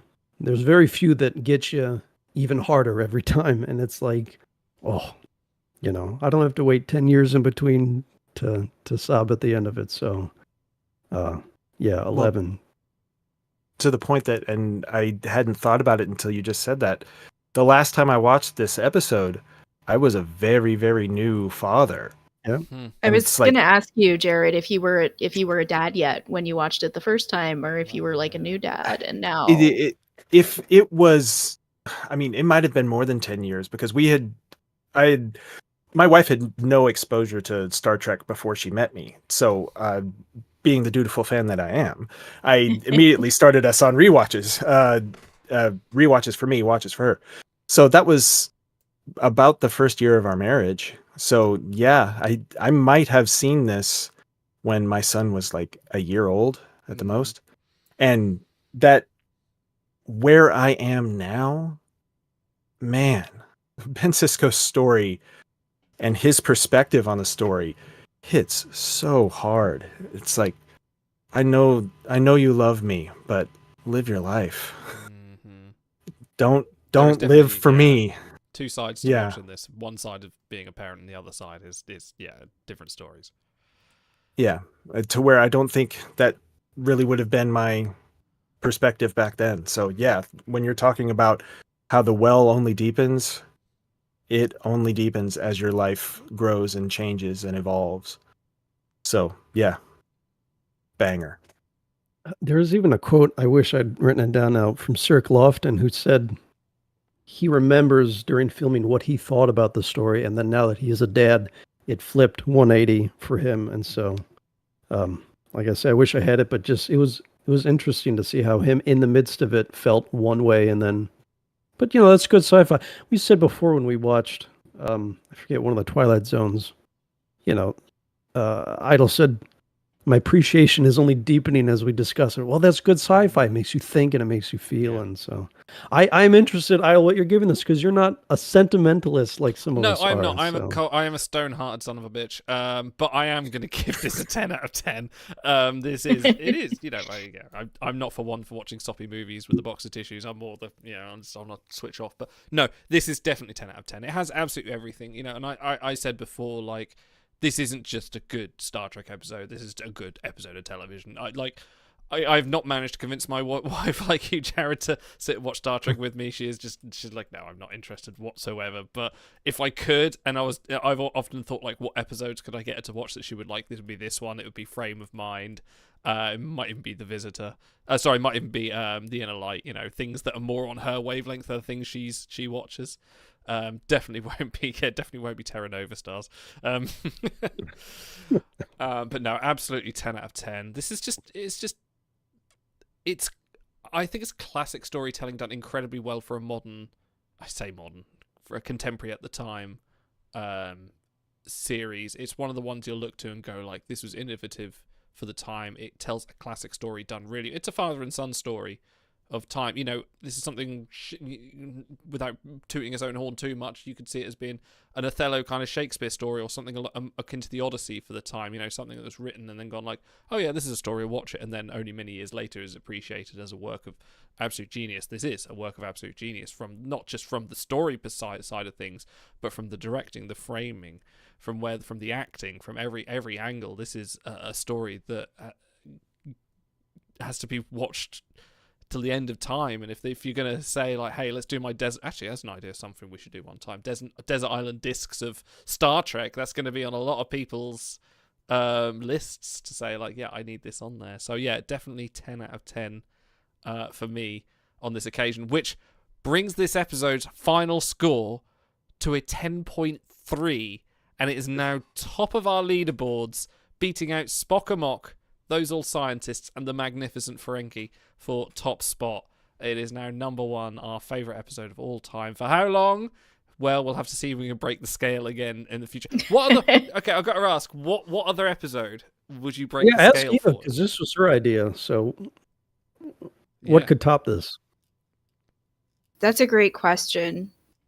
And don't say Shorely. We'll know you're lying. No, absolutely not.